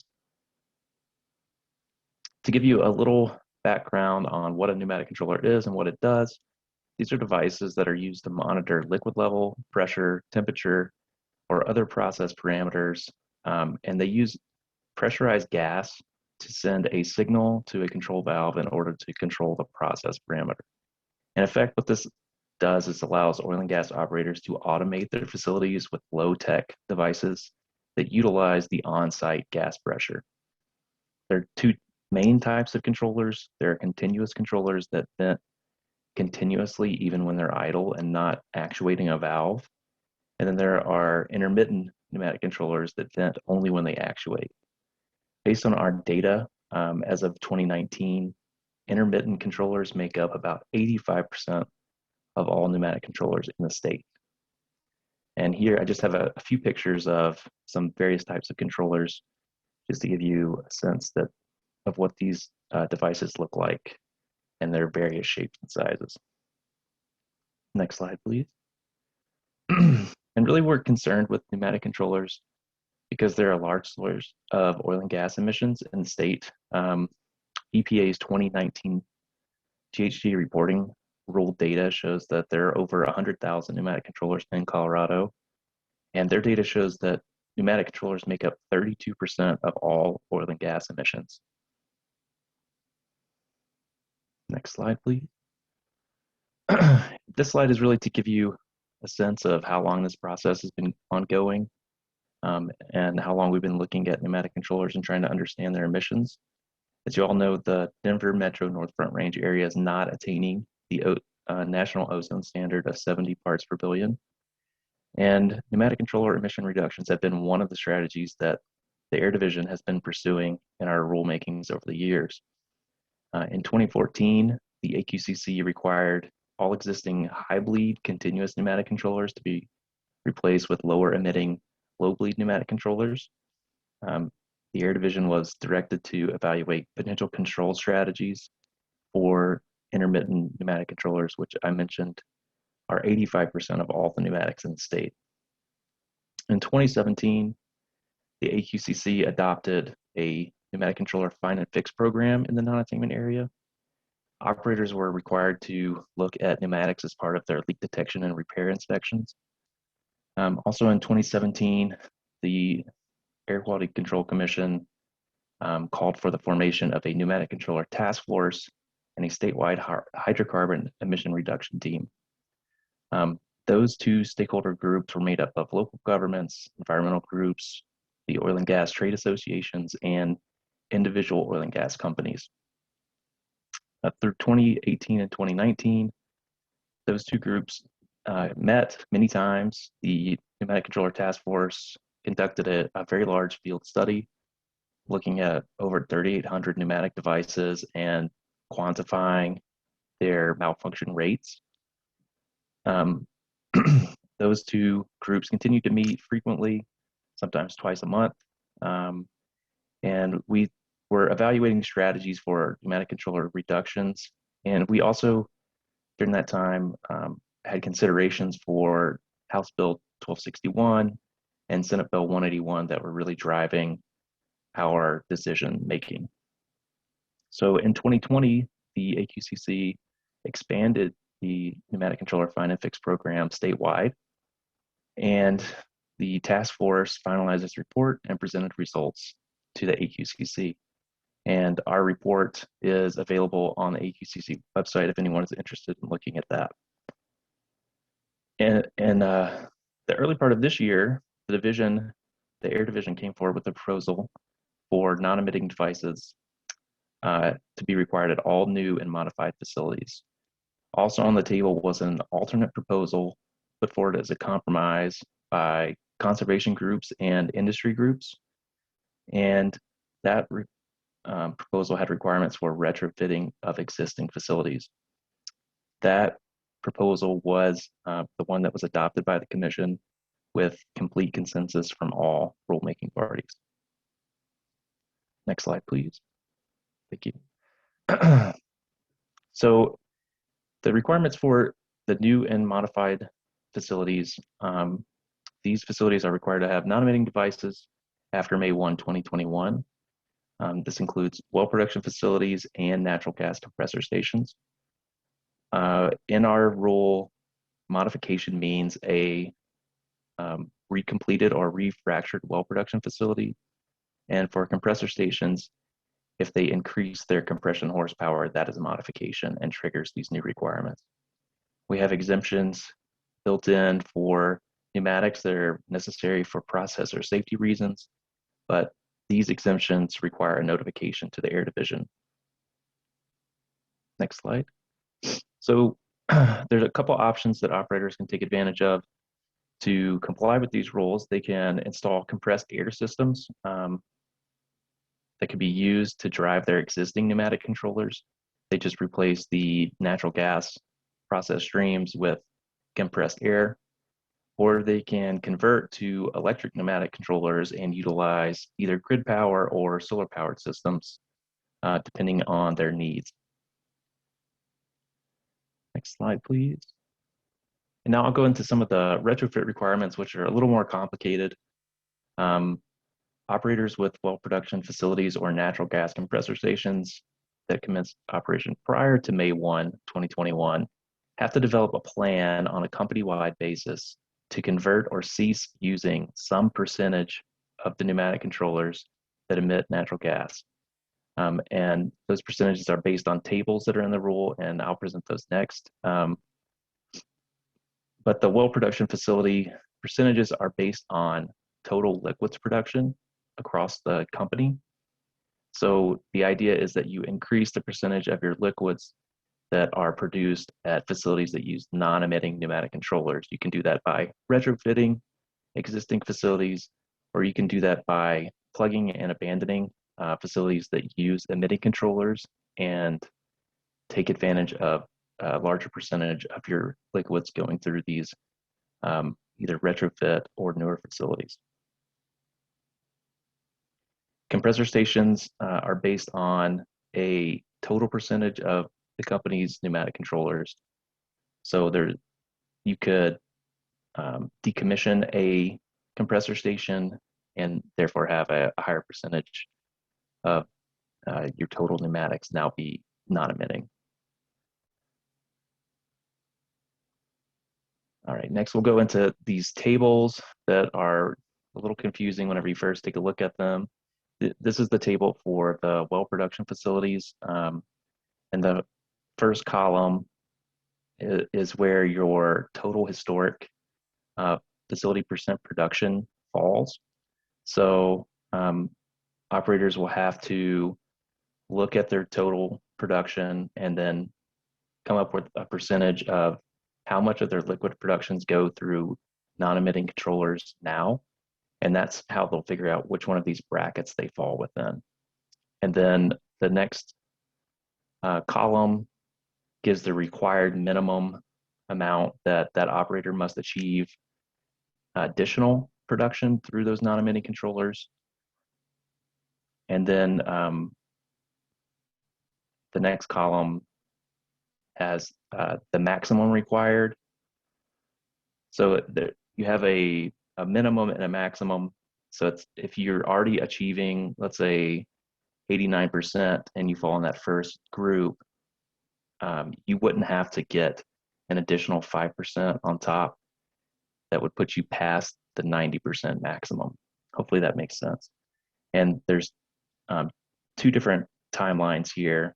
So we have a requirement for May 1, 2022, you have to meet these numbers in columns C and B, and then in columns D and E, you'd have to meet these numbers by May 1, 2023.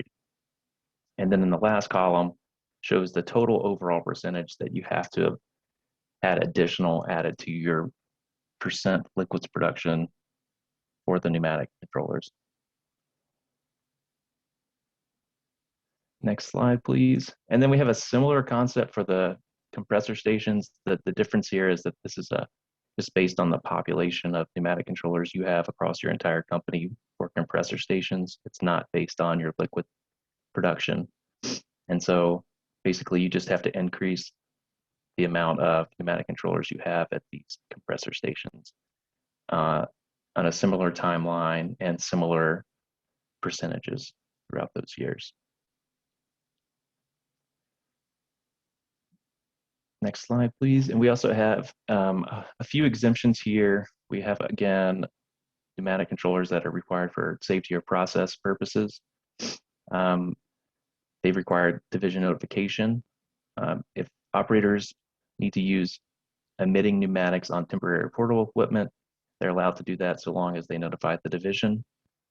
And we have some kind of complicated exemptions for pneumatics that are located on a wellhead not co-located with the well production facility. So these are wellheads that could be inaccessible because of growing crops or weather conditions, and they need those pneumatics to stay as is because of potentially land lease considerations. We think that these are a small population of pneumatic controllers that are out there, and we have a requirement that if operators don't convert these over to non-emitting devices, that they now have to look at them as part of their leak detection inspections that happen routinely.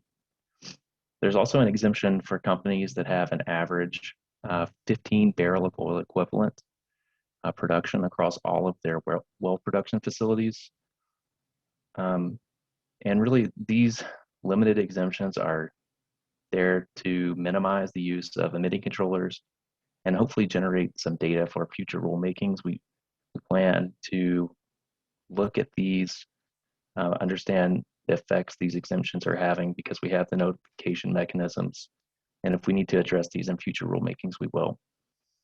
And just to sum up here, these total VOC reductions achieved by this rule are over 16,000 ton per year VOC reduction. And we're looking at over 57,000 ton per year methane and ethane reduction for these rules. All right, that is my presentation. If you have any questions, I'm happy to answer them, Commissioners.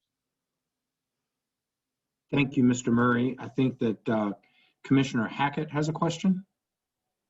I did have a, thank you, Mr. Chair. I had a quick comment while commissioners are thinking of possible questions. Mr. Murray, thank you for that presentation. It was very informative, and I know you're not one to brag, so I'm gonna go ahead and brag on your behalf. And I'm gonna do it by using words that aren't my own, but words that are from the local news reports talking about this process. Groundbreaking, innovative, nation leading. So I just wanted to congratulate you and your staff, your team, all of the stakeholders for such a successful outcome of this rulemaking. It is such an important topic. And the fact that you were able to achieve consensus in this climate right now is nothing short of amazing. So absolutely very proud of everything you've been able to accomplish. And thank you for sharing that with us. Thank you so much, Mr. Hackett. I can't take all the credit. There are a lot of people doing lots of good work on the division and with the conservation groups and industry groups. And really, this alternate proposal was put forward by those groups and developed by them, and they gave the division some opportunity to have input on what the final rule looks like. But really, it was a lot of their hard work and compromise that went into this. So just want to recognize those groups as well. Yeah, well, I appreciate that as well. We've had at times some good consensus here at the commission, but it's not been as unanimous as it appears that it was at the AQCC. And so thank you for your hard work, and thank you for the leadership in shepherding this groundbreaking rule through. And again, appreciate your time to present to us today. We're trying to do our best to sort of coordinate our efforts with AQCC, and it's always great to hear from our sister agency. Other questions from commissioners? Commissioner Gonzalez. Thank you, Mr. Chair, and thank you, Mr. Murray. This is a great presentation. Really appreciate kind of the quantification of what the future is going to look like, right? And so when I'm looking at these tables and I'm looking at the company-wide well plans and the transfer over to non-emitting facilities, you know, it looks like for well facilities, you know, at the very low end, at least 55% of all well facilities will be on non-emitting pneumatic devices, and at least 60% of compression stations will be in with the non-emitting devices. Do you know what the baseline for each of those is currently? Like, what percentage of well facilities are currently using emitting versus non-emitting pneumatic devices, and same with compressor stations? We don't have that information yet. Part of this company-wide plan is that operators will have to submit to us a list of all of their facilities where they come up with these percentages. And so in September, we should have a really good idea of what the current population is. I know that's true for well production facilities. I know there are a number of compressor stations out there because they do already have grid power, or they have air compressors on site already that they can tie the pneumatics into. Those already have a much higher population of non-emitting devices that are in use right now. I'm not sure what that number exactly is, but again, we will have that information in September. Thank you very much. I'll look forward to looking for that in September. Where would I go for that information? So we'll be getting the information at the beginning of September, and then we'll have to compile that data. We've already gotten a request from the AQCC to do a follow-up in that same time frame once we have that data in, just to give them an idea of these kinds of questions. And so I would assume probably in October or November, we would have that data available and it would be publicly out there. And if the Cogcc Commission would like for me to come back and do another presentation, I'd be happy to at that time. Sounds good. Thank you. Other questions from commissioners?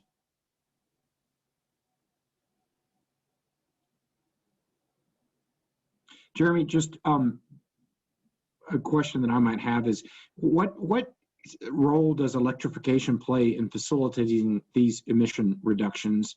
And what role can the Cogcc play in incentivizing or encouraging operators to electrify new facilities? That's a great question. We definitely considered electrification as one of the mechanisms operators could utilize to comply with the rule. The point of the company-wide plan was to allow the most flexibility for operators to choose a cost-effective solution for their operations. And so if it makes sense for an operator to electrify versus bring on a air compressor, then they can do that. I've heard from industry that there's a much greater cost to tie into grid power. They have concerns with getting access and getting contracts in place to make those changes to their facilities. So I'm not sure what percentage of operators will end up using grid power as their primary means of complying with the rule. And I'm not sure how this commission could incentivize that.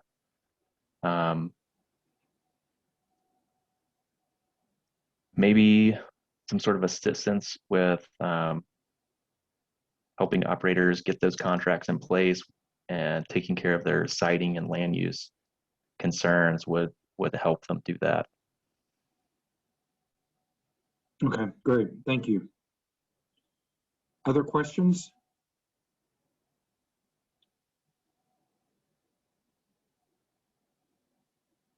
Great. Well, I'm not seeing any further questions. Thank you again for the presentation. We'll try to get that up on our website as well so that people have access to it. And we appreciate your being with us today. Yeah, thank you so much for the opportunity. And again, we look forward to working as closely as possible with Cogcc in the future on our rulemakings as well. Thank you. Excellent. All right. At this time, we'll move forward with our agenda. And at this point, we have general public comment. Commissioner Non-Japa has a question, though. Sorry, thank you, Mr. Chair. I had a couple of additional questions for Mr. Pierce and Mr. Cuthbertson and Duranlo from the earlier presentation. If that's possible, either now or later is fine. I just wanted to make sure that we didn't lose that. Okay. Why don't we move to public comment? Because I know I've seen in the text that some folks had sort of anticipated publicly commenting around this time. And then let's just make sure that we keep that for after public comment, and appreciate you keeping us honest on that front. So with that, let's move to public comment. I'll note that we've got 15 members of the public that have signed up. We appreciate folks signing up ahead of time so that we're able to gauge public comment. I also wanted to note that we did have 4 written public comments, and I just wanted to read that into the record. I and the rest of the commissioners have read those comments, and we sincerely appreciate written public comments. It gives us time to read through that at our own time. We received written public comments from Brian Bednar, Ann Jordan, Janice Brown, and Heidi Leithwood. And so we want to thank you for taking the time and effort to provide written public comment. At this time, I would turn it over to Hearings Manager Thomas to help facilitate with public comment. And to begin with, we have Jennifer Carroll, who is an elected official, and we generally try to take elected officials first. We give elected officials 5 minutes. Ms. Carroll is the mayor of the town of Erie, and I see that she is with us, and we look forward to hearing from her. Thank you, Chair Robbins. Can you guys hear me? We can. Mm-hmm. Great. So good morning, Chair Robbins and Commissioners. As Chair Robbins said, my name is Jennifer Carroll and I'm the Mayor of Erie. I'm here today on behalf of our board and residents to implore you to help Erie residents by providing air quality and noise monitoring to the May J site starting this week. Over the years, our residents have been subject to the negative impacts brought about by oil and gas operations in close proximities to their homes and in residential areas. We worked extensively over the last year and a half to develop stringent regulations that protect our residents and their quality of life. Some of these items include a 2,000-foot setback, prohibiting oil and gas operations in residential areas, constant air quality monitoring, and odor and noise management. Where we fall short as a town, and really where I believe the state falls short, is when operators go just outside our borders to access their minerals to a location where our Erie oil and gas regulations no longer apply, yet our residents are still subject to the negative impacts from oil and gas operations, in this case within 1,000 feet of their home. So the May J site includes 10 wells and is in unincorporated Weld County, just outside of Erie town limits. Adjacent to May J are the Papa Joe and Yellowhammer sites. May J is in the middle of fracking operations as we speak, less than 1,000 feet from our residents' homes. Once the fracking is done there, Occidental will move the equipment to the Papa Joe site where 16 wells will be fracked. The problems we have encountered over the last few weeks include unhealthy spikes in air quality being monitored from residents' homes adjacent to the site, unbearable noise at night that can be heard all of the way in downtown Erie, keeping our residents up at night, and a chemical odor that can be smelled blocks away from this site. Our residents are not protected and are being subjected to air, noise, and odor pollution. It's having a negative impact on their quality of life today and could have longer-term health impacts. We as a town are left without any recourse in this situation. We hear our residents' concerns and we want to react and mobilize to protect them, yet we can do little. Our odor and noise ordinances as a town don't apply because the site is in Weld County. We are left with our hands tied and are now looking to you, the state, who does have the authority to step in and help. So I'm here to ask for 4 things of the commission. First, we need mobile live air quality monitoring at the site, and I say now, right, as soon as we can, with the data accessible to our residents. So we're asking that you guys deploy one of the Canary air quality monitoring devices to the entrance for Collier's Hill opposite this site. And we would also like a plan or how we address any spikes or levels that are considered unhealthy if those do arise. Second, we are requesting that operations be limited to the hours of 7 a.m. to 7 p.m. so our residents and their children, who are already going through so many stressors with COVID, can get a restful night's sleep. This is something our town administrator had already requested from the operator, and I believe we sent the same email request to the Cogcc and CDPHE as well. Or not CDPHE, sorry, Weld County, our contacts there. Third, we need noise monitoring on site, as we have seen reports of residents measuring levels outside of state limits. And if levels are exceeded, we would like to understand your plan for correcting those violations. And last, we need more notice from operators in the state before these types of operations begin on our borders, so we can work with you to get this type of monitoring in place before operations begin. In this situation, I think we got only a couple days notice before operations were starting, so we were left kind of scrambling to find air quality monitoring solutions for our residents. So I appreciate all of your time this morning and look forward to working with you all on mitigating these impacts for our residents. And I really appreciate you taking the time to hear from me and a lot of our other residents that are on this call today. Thank you, Ms. Carroll, for presenting to us. I've taken notes with regard to your requests, and we'll discuss that with our staff. I can say that I was aware of the fact that there were certain complaints earlier this week. Our staff investigated those complaints, found that from the information that our staff had, that the site was in compliance with our noise standards, and I know that our field manager was planning on putting a noise monitor on the May J site for the next couple of days. I understand that they're going to be done with the May J site on Friday. So some of your requests are already being attended to via our staff, and we'll look into the other requests, and we'll have staff look into what should occur at the other 2 locations that are nearby that will be completed here soon. So thank you again for your time and effort to come before us. Great, thank you all. Okay, next, and I don't know if this person is still with us, but we had Kate Christensen that had signed up. But I think I noted in the chat that she perhaps was not available. Chair Robbins, this is Hearing Officer Thomas. That's correct. Ms. Christensen said she no longer could participate today. Okay, then let's continue down our list. The next is Emily Baer. Good afternoon. Can you hear me? We can hear you, Ms. Baer. Thank you. Thank you. Good afternoon, commissioners. My name is Emily Baer. I'm a board member for Logic and a resident in Erie. I've shared it with you a number of times my family's experience with the impacts of living near fracking. I was very interested to sit in last week on the staff's report on the liquids unloading that's been taking place in Erie over the last month. Thank you for the education.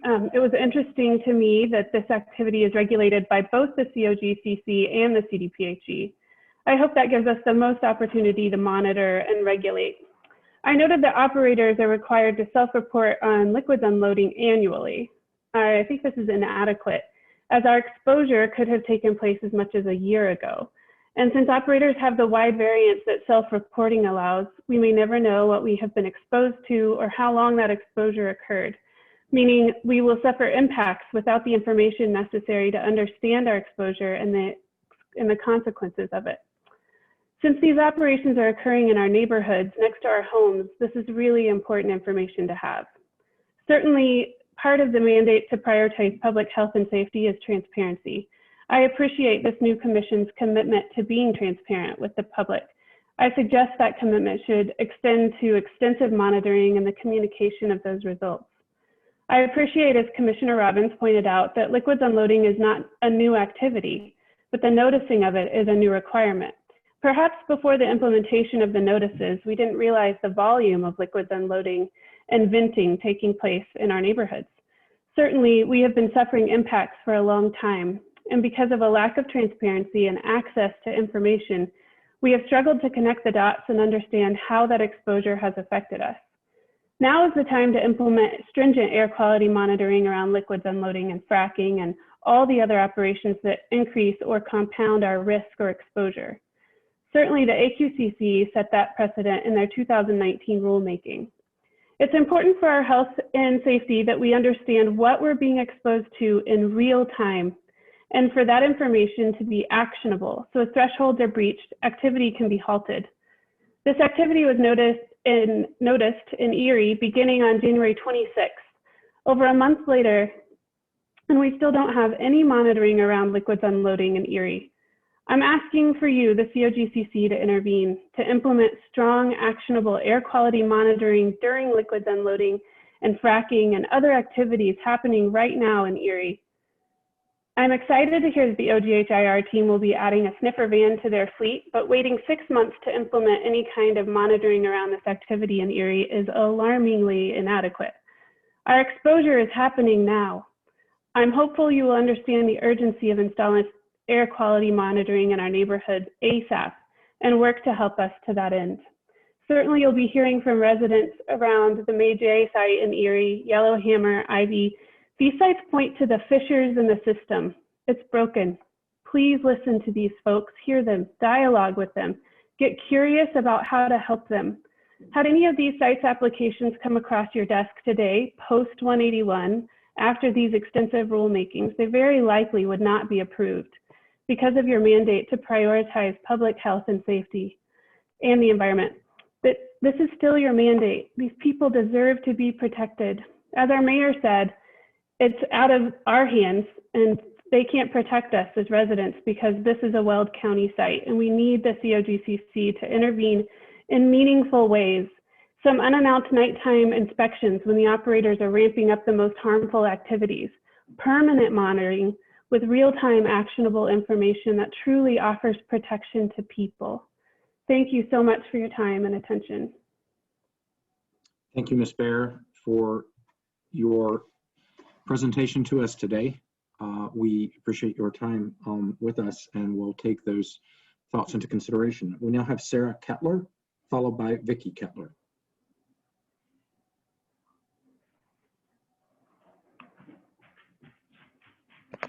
Hello, can you hear me? Great. Yes, we can. Around this time last year, I was sitting in a hot tub on a Bahamas cruise ship, drinking a Lynchburg lemonade, breathing in the fresh sea air with no knowledge of a pandemic.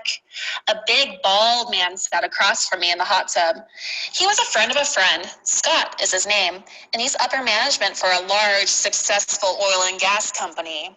I had promised my friend I wouldn't bring up neighborhood fracking, but she wasn't around at the moment, and my drink was getting tastier.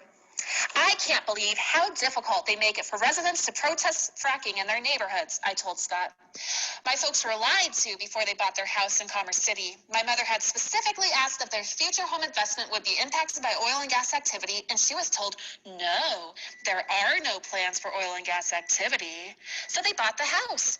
7 months later, we had extraction oil and gas representatives pitching their technology to us at our kitchen table. We're speaking at meetings, I'm formatting neighbors' protests on pleadings, and throwing money at an attorney who's fresh out of law school because we were told by the hearing officer that we had to have attorney representation to proceed with our protests. This is wrong, I blurted out. I bit my tongue. I shouldn't have brought it up, but it was too late now. I expected Scott to get defensive, for him to spurt out excuses and claims that fracking is perfectly fine for neighborhoods. But he surprised me. Guess what he said? I can't stand the smaller oil and gas companies like Extraction either, he replied. These companies push the limits, they frack too close to homes, they take shortcuts regarding safety regulations, and they give a bad name to companies like mine. I found it interesting that such a successful person in the industry would say such a thing.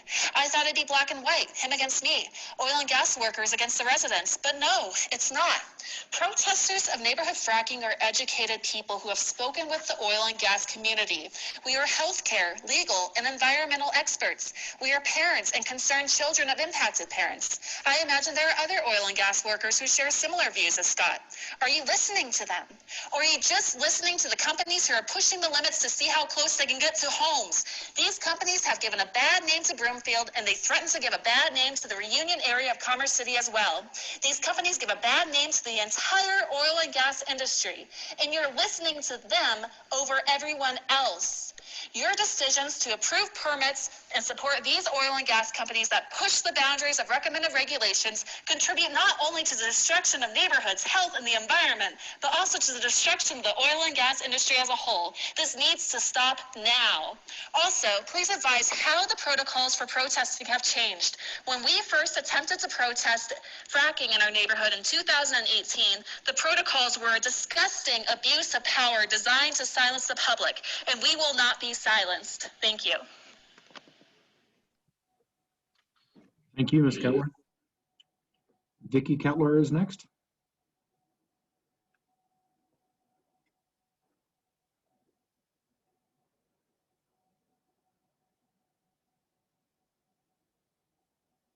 Can you hear me? We can. Okay, thank you. My mornings usually start with a cup of coffee, and if the weather permits, I enjoy this coffee sitting outside on my deck. Yesterday morning, however, the air quality was so poor I couldn't breathe. My eyes, nose, and throat burned, and I was forced to go back inside my home and shelter in place. Of course, it's impossible for any of us to determine where these toxic fumes were coming from, but I will assure you this was not healthy air to breathe. It really is not a fair burden that we are being forced to live in an increasingly toxic waste environment. We are the ones suffering from the illnesses, breathing and lung disease, heart disease in the very young, cancers, and ultimately premature death. Do the benefits from oil and gas industrialized activities in densely populated neighborhoods really outweigh the importance and value of human lives? You can talk about the rules and regulations and how they are changing for the future to focus on our health and safety. But honestly, talk is not enough. Our family neighborhoods are becoming more unhealthy, and we can't breathe. 9 future site pads with 230 more wells, fracking under our homes and schools, and increasing big truck traffic, do you not see the deterioration of family neighborhoods or the decline in our quality of lives taking place? We will be forced to seek refuge inside our closed homes with air filtration and water filtration to be able to breathe and have water, hopefully safe enough to bathe in and give to our pets. No one drinks the water in Commerce City, and we have to bring in drinkable water for human consumption now. So I doubt that will improve. Certainly the scientific correlation of high altitude plus mountain range air currents plus increased density of toxic air pollution plus permanent ground contamination equals unsustainable life. Oil and gas companies have unlimited resources, both financial and legal. They are able to find loopholes benefiting to their advantage. We, the people, are the ones to suffer. We pay the price. Don't pigeonhole our comments. Don't delete and ignore us or send our messages to the trash bin. We aren't asking for much. We just want to be able to step outside of our homes and be able to breathe. Thank you. Thank you, Ms. Cutler. Thank you for attending with us today. Next, we have Susan Noble.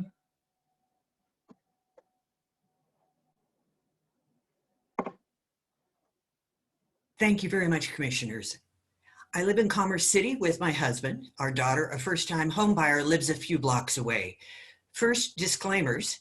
Although I'm acting mayor of Commerce City this week, I am not representing our city government or council.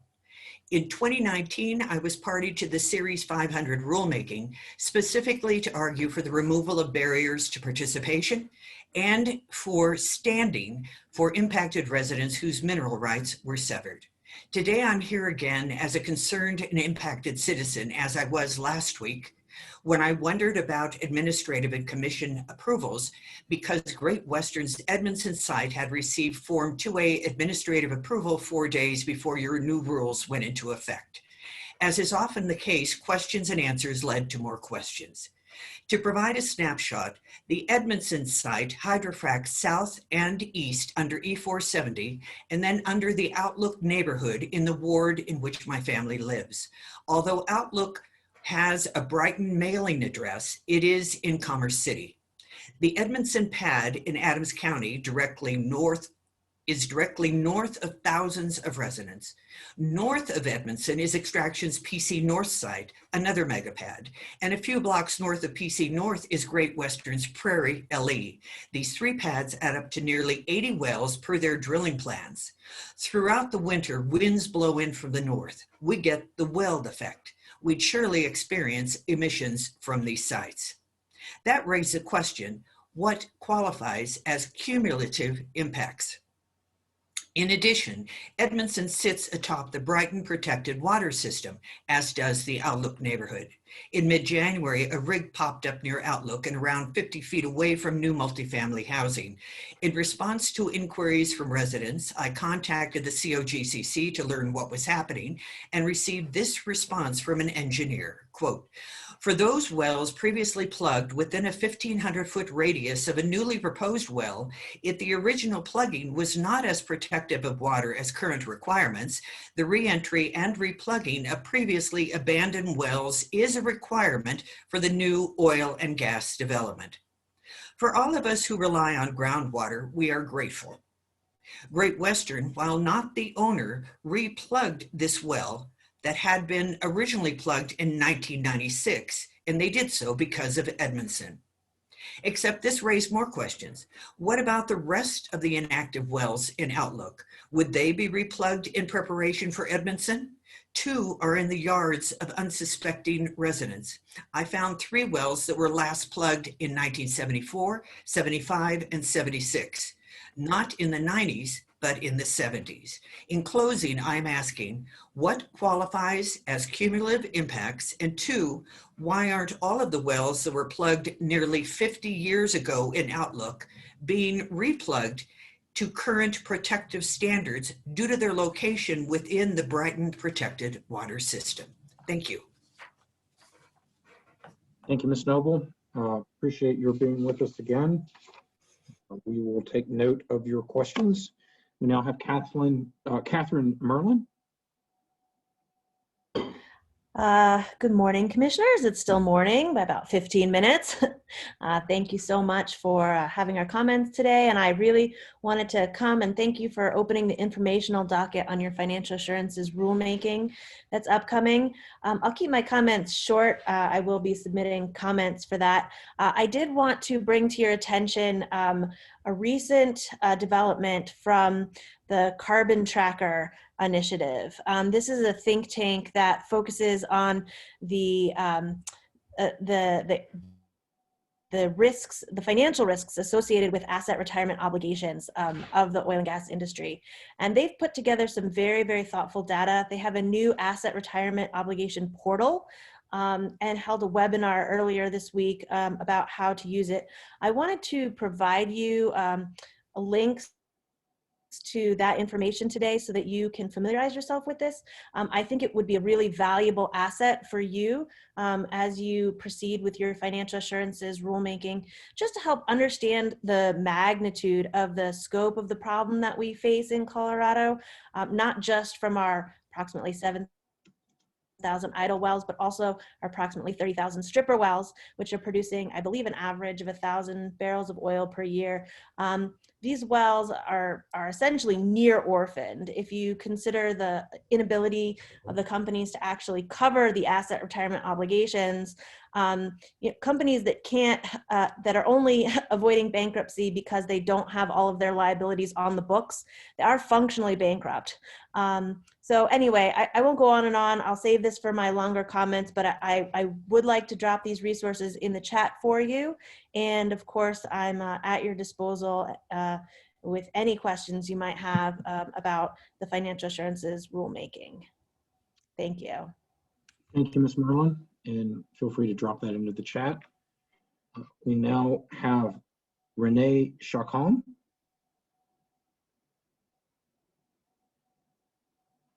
Hello, can you hear me? Yes, we can hear you. Hello, buenos dias. Reimagining how to dismantle all targeting practices of white supremacy and predatory capitalism favoring some while harming those at most at risk needs to happen now, because pain is inevitable, but allowing suffering without protection is optional and on you. Even in this space, Indigenous and BIPOC communities that survived and built resiliency should be at the forefront in any of all leadership or climate policy, because we know where you are failing continuing a system meant to leave out those that are being impacted by this public endangerment. We do live on the land of the Ute, Arapaho, Cheyenne, Jicarilla, Apache, Navajo, Comanche, and people surviving of the 48 descendants and tribes that still travel through Denver. I remind you of this because we need to be living ancestors in your actions now. Do you truly know what extractive industries and predatory capitalism have done to my homeland of Commerce City, Colorado alone?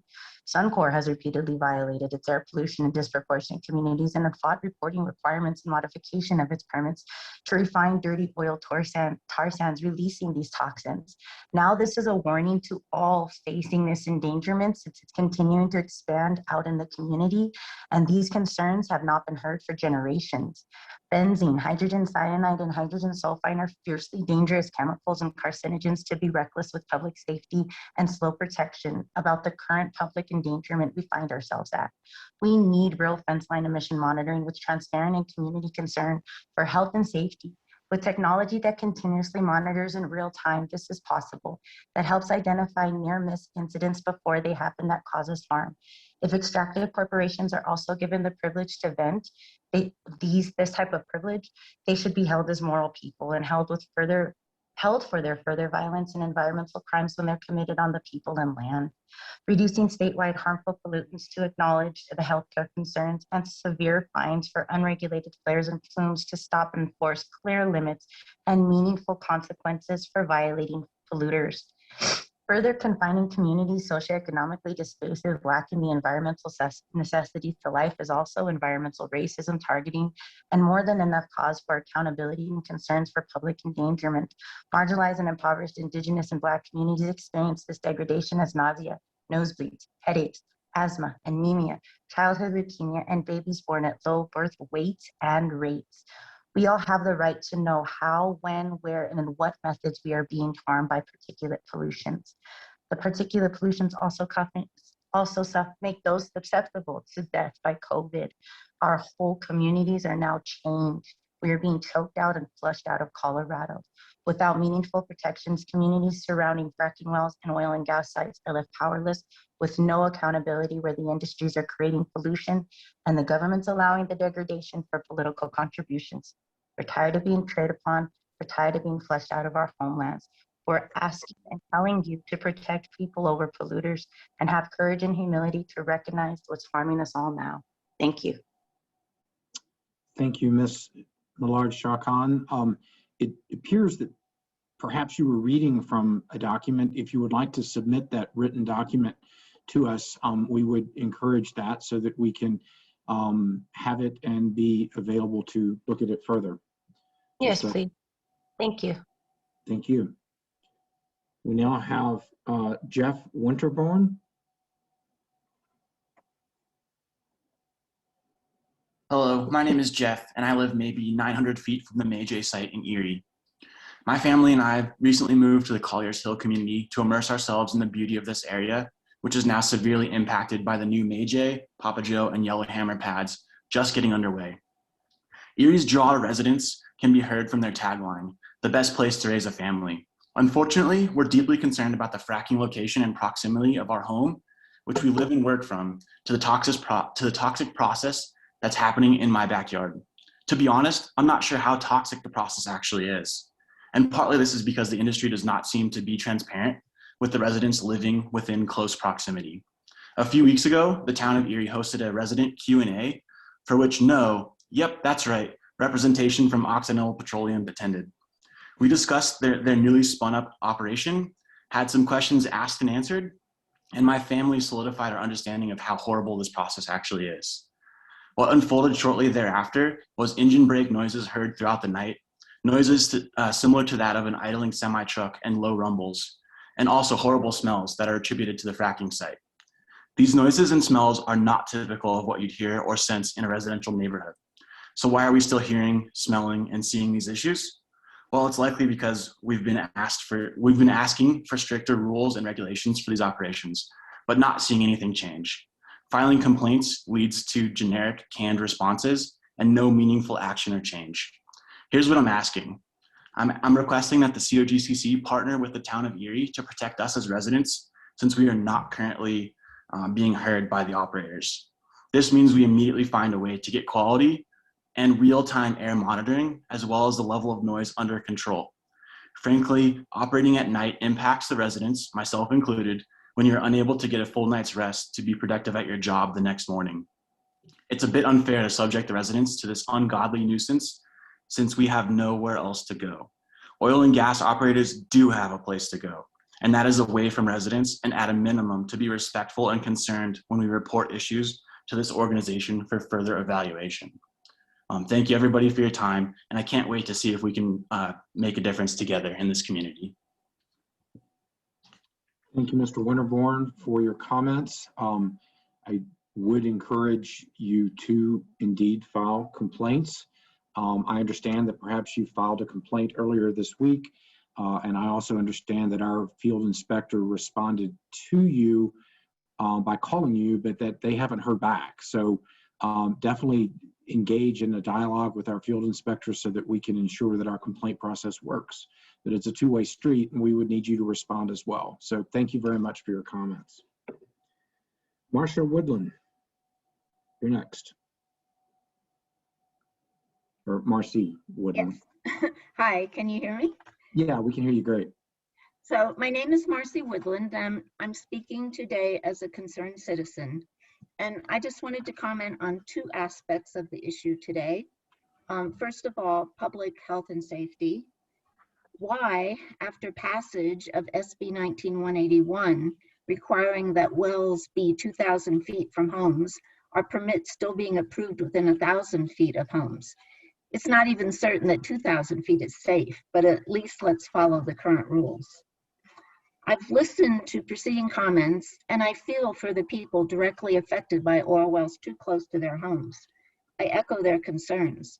There are studies that show increased hospitalization rates, decreased birth weights, increased cancer risks. Benzene is a carcinogen in people that are too close to wells. We need adequate air monitoring. It's not even clear that 2,000 feet is safe, but let's at least abide by the current regulations. There's also the question of impact on water quality. How rigorous is the groundwater testing? And noise pollution. Drilling goes on day and night. The bottom line is drilling should not occur near homes. It severely affects public health and safety as well as quality of life. Second, financial issues. We must plan ahead to clean up the environmental consequences of drilling and the after effects. We need the drilling companies to be mandated, under mandate, to be responsible for the costs of closing down and cleaning up wells after they're no longer productive. I'm a resident of Summit County, and we're still plagued up here by consequences of mining in the area. In the late 1850s to early 1900s, the mining of gold, silver, and other precious metals now have environmental consequences because of degradation from abandoned mines, including massive pollution of rivers, notably the dump of toxic waste from the Gold King mine into the Animas River. And consequences are pollution of groundwater and toxic damage to crops and livestock. There are an increasing number of abandoned or orphan oil and gas wells in Colorado, and indeed across the entire US. Methane leaks are a serious environmental issue, so the abandoned wells must be plugged. Financial assurances / requirements so that state and taxpayers are not left paying the bill for plugging abandoned oil wells. And the industry needs to be mandated to cover these costs. Thank you. Thank you, Ms. Woodland, for joining us and participating today. We now have Carla Teal.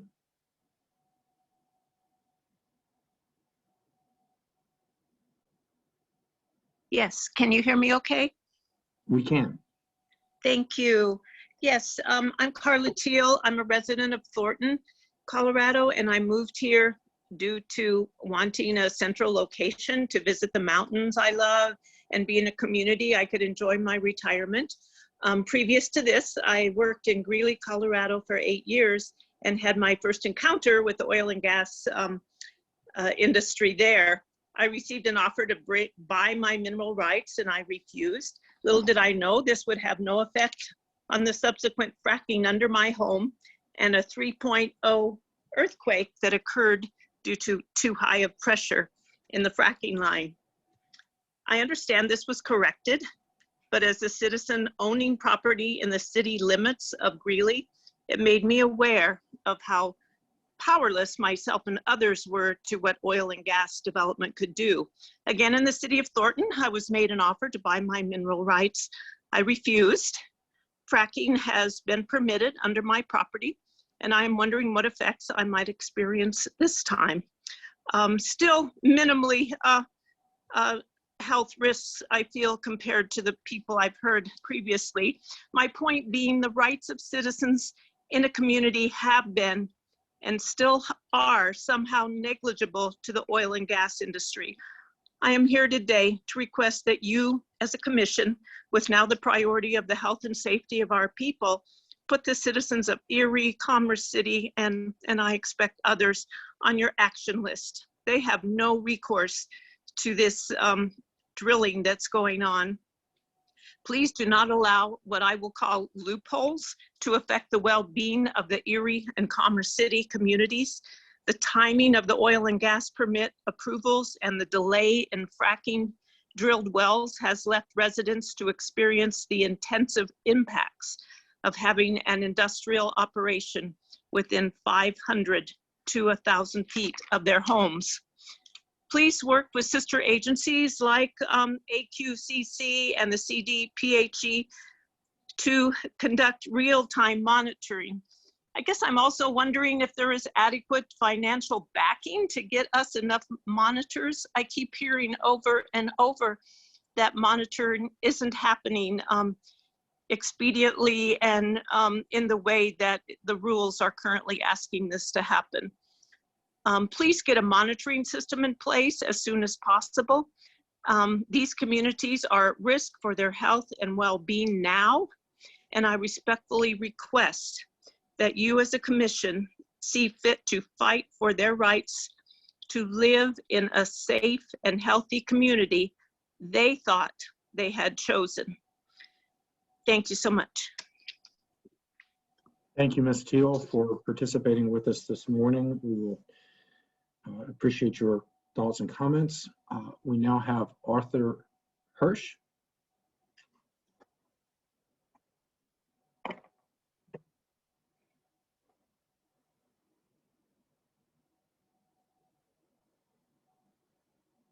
Mr. Hirsch, I see you've been made a panelist. I think you need to unmute so that we can hear you.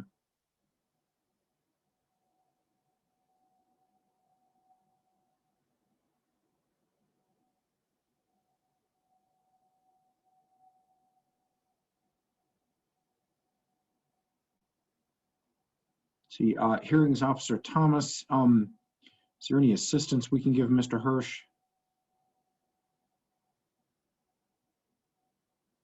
Chair Robbins, I'm asking him to unmute. Okay. And we'll see if that helps.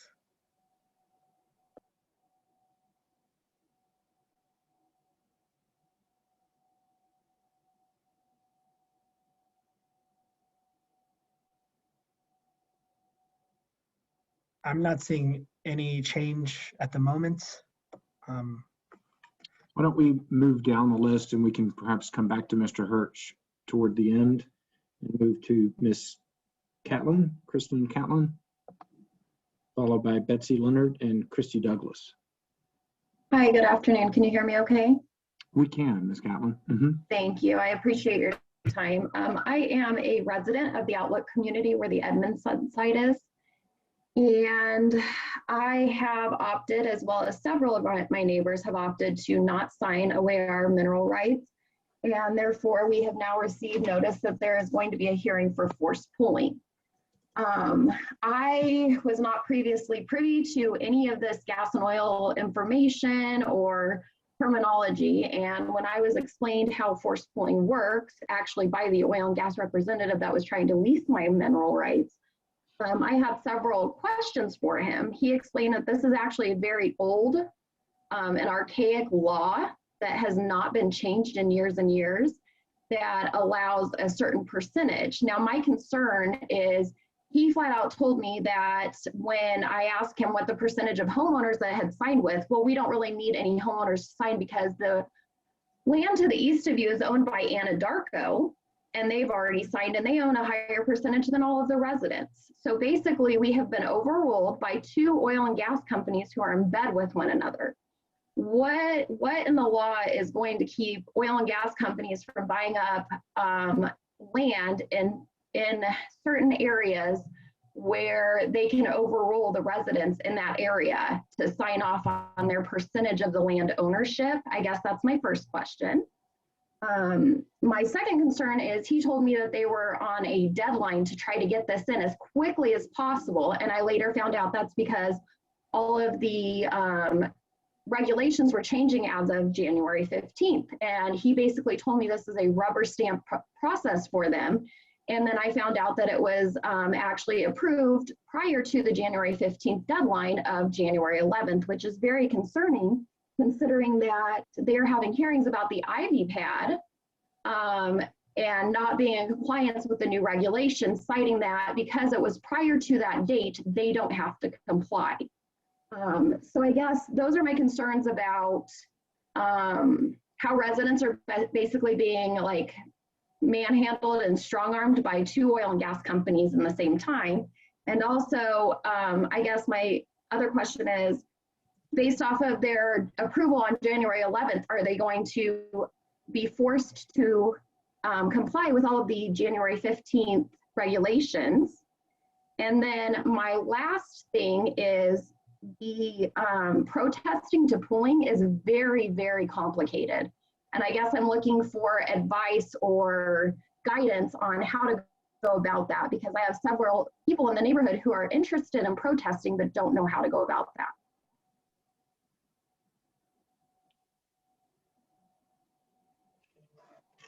Thank you, Ms. Catlin.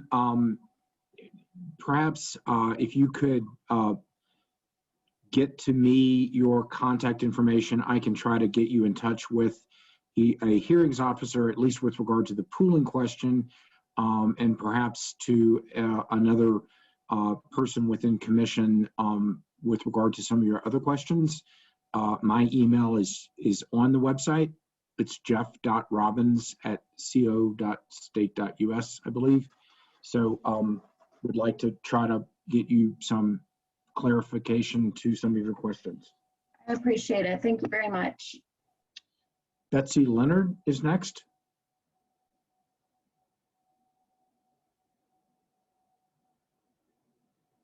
Yes, my name is Betsy Leonard. Adequate setbacks are important. I live in Battlement Mesa, where active gas drilling has been occurring since 2010, before the Cogcc rules were amended. So the gas rigs were placed 500 feet or less from our homes.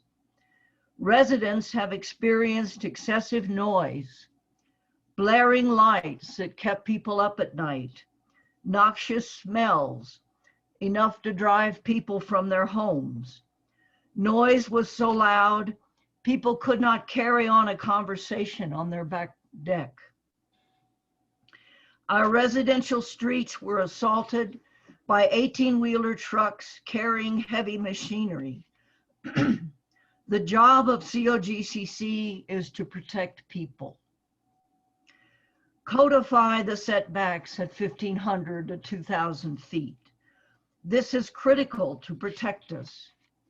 Be strong to keep the laws you have already set. These rules will not help us in Battlement Mesa unless a new operator pursues another pad development, but they will protect all the people of Colorado. After hearing the presentation by Mr. Murray this morning, we do have pneumatic controllers on all of the pads in Battlement Mesa, but I do not know if there are emissions.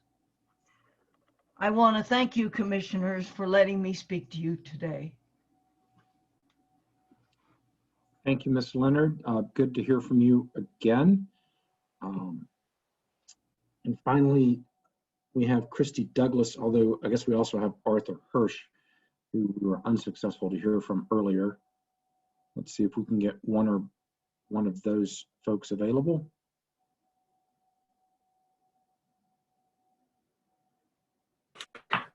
Hi, this is Art Hirsch. Can you hear me now? We can hear you now, Mr. Hirsch. Yes. Oh, great, great. Well, thanks for your patience. My name is Arthur Hirsch, and I represent the Boulder chapter of the Climate Reality Project that was founded by Nobel laureate and former Vice President Al Gore in 2006.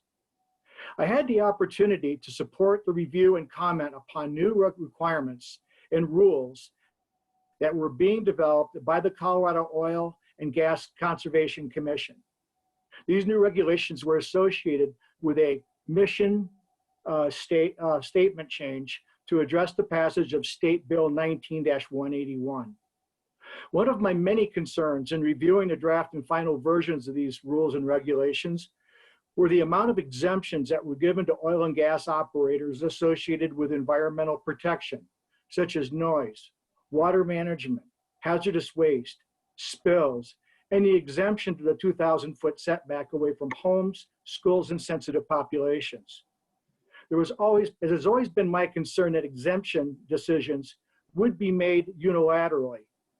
This was my major concern by the director and the commission members without sound technical or scientific basis, transparency, and that decisions would be based upon politics and big business. It is well known that oil and gas development generates hazardous waste and toxic emissions that include a long list of carcinogenic chemicals such as benzene, toluene, naphthalene, to name a few. These exposures have been linked to low birth weights, cancers, skin problems, asthma, migraines, and chemical sensitivity reactions. Based upon these effects, in over 400 studies, the state of New York banned fracking in 2014. Studies have also shown that there are mental health impacts of living near fracking operations. It's been found that it's common for communities to exhibit worry, anxiety, and depression about their quality of life, their children's safety, and their home's financial investment. The 2,000-foot setback was based on scientific data, common sense, and decency towards public health protection. Finally, oil and gas development is a dying business in Colorado. Many companies are going through bankruptcy or already have been, and are carrying so much debt that it's significantly impacting their bottom profit line margins. At best, fossil fuels such as oil and gas are transitional fuels that will eventually lead towards renewable energy sources. The future of oil and gas demand and profits look bleak. I'm concerned about the 50,000 plus abandoned wells and impacted areas that will never be completely remediated. It appears that oil and gas operators and the commission plans to use a Superfund approach in which they walk away from the cleanup liability, and the Colorado public is expected to pay the cleanup costs for abandoned wells and environmental disruption that can exceed billions of dollars due to oil and gas operator bankruptcies.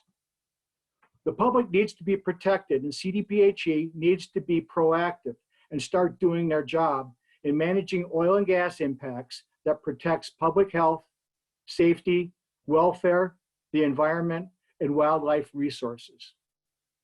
Thanks a lot for your time and listening for me. Thank you, Mr. Hirsch. I appreciate these comments. If you'd like to submit them in writing, we'd be happy to receive them so that we can look at them more thoroughly. And do we have Ms. Douglas, Mr. Thomas? Is she with us? Yes, I just added her phone number. Hi there. I didn't get to hear what you just said because I was unmuting myself. This is Christy Douglas. Yeah. Hi, Ms. Douglas. You're up. You have 3 minutes to testify. All right. I was going to offer my time to Sandra from Erie because she said she wanted to speak, but I didn't see a reply on that. So I guess I will go ahead and give my testimony today. My name's Christy Douglas. I'm a concerned citizen from Commerce City and Adams County. I am a grandmother to 5 wonderful grandchildren. I'm a mother to 5, and I'm a very active member of my community.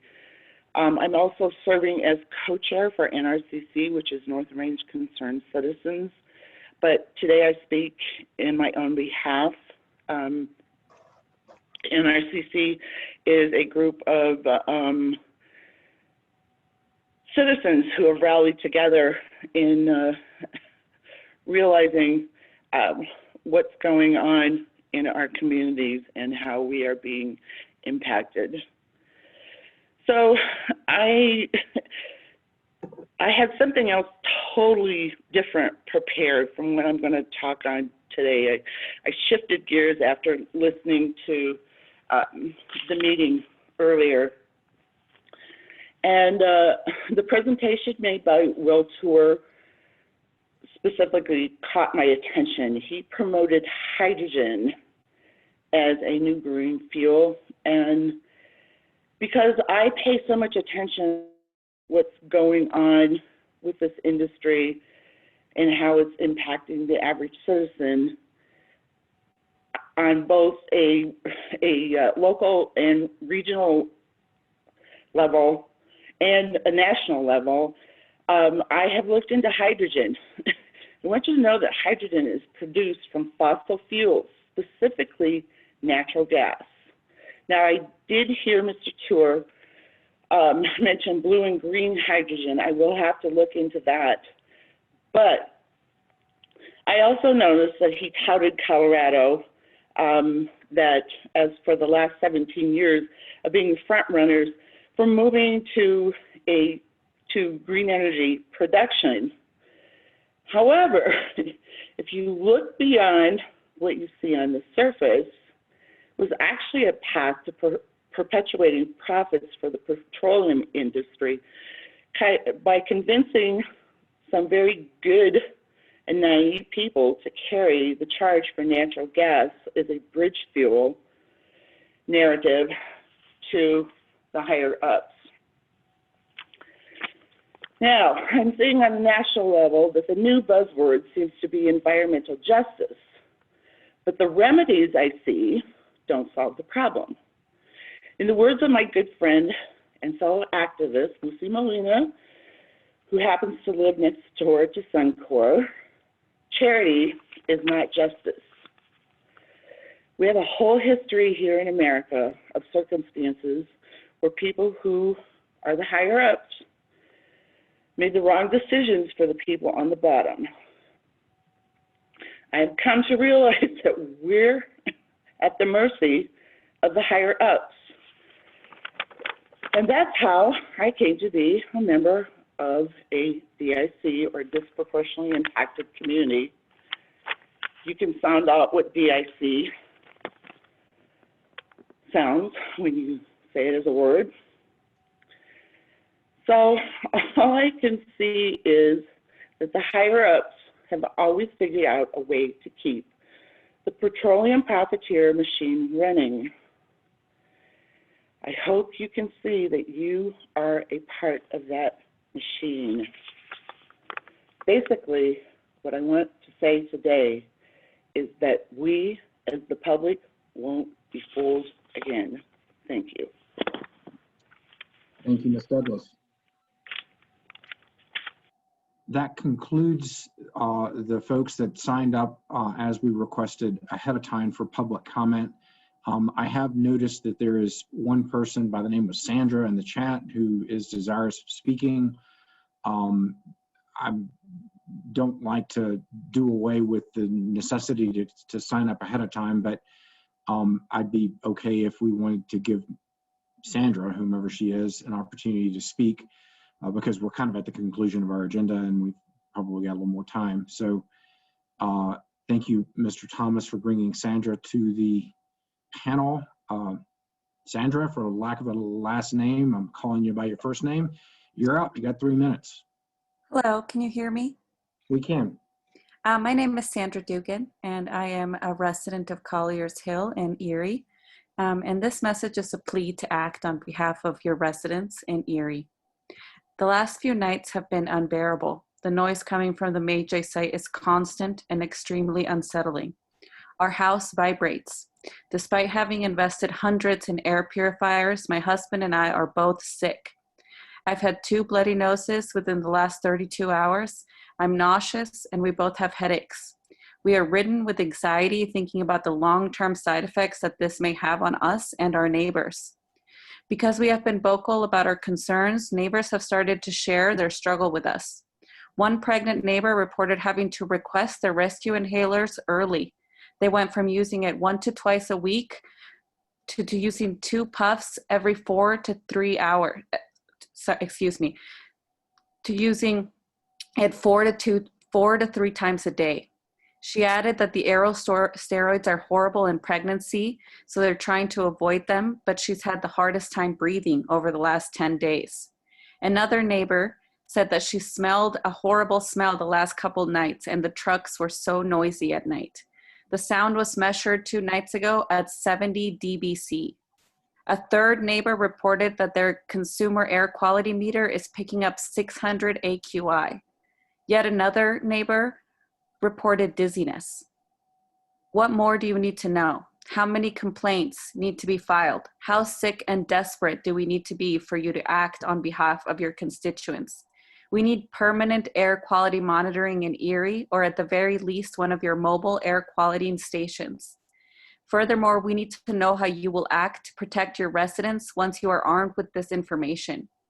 You cannot continue to neglect your responsibility. The air in Erie is poisonous, and you need to address that now. Thank you. Thank you, Ms. Dugan. Ms. Dugan, did you file a complaint online relative to the concerns that you've expressed? Yes, we filed complaints. Okay, and did our investigators reach out to you to discuss the complaints? Yes. Okay, and so, okay. Well, again, I want to make sure that everyone knows that we do have a process. I'm working with our investigators, and we are working on responding to you. So thank you for bringing that to the Commission's attention today. So thank you very much. I do not believe we have others. I think we've gotten through the 15 folks that signed up, plus the additional person. So we are done with our public comment at this point in time. Director Murphy, did you have anything? Thank you, Chair. Yeah, I wanted to flag for commissioners that Mr. Pierce from APCD is only available until 1 o'clock, I believe. Commissioner Hackett shared that with me. And so if we want to jump back into that, we can. Otherwise, we could probably bring Mr. Pierce back for our Friday 11 a.m. meeting, if that's preferable. It's 12:20. Why don't we just start that discussion back up right now? Commissioner Nanjapa, I know that you had some additional questions for Mr. Pierce, and Mr. Thomas, if you could bring Mr. Pierce back to the panel, we can reinitiate that discussion. Chair Robbins, I'm having trouble locating Mr. Pierce in the attendees list. I'm not sure if he's calling in from a phone number now, but I cannot seem to find him in the attendees list at the moment. Chair Robbins, if I could, I did just reach out to Gordon, and hopefully he'll be jumping on shortly. So if we could just give him a couple minutes, hopefully he'll be able to join us. Yeah, and if he wants to raise his virtual phone in hand, if that's doable.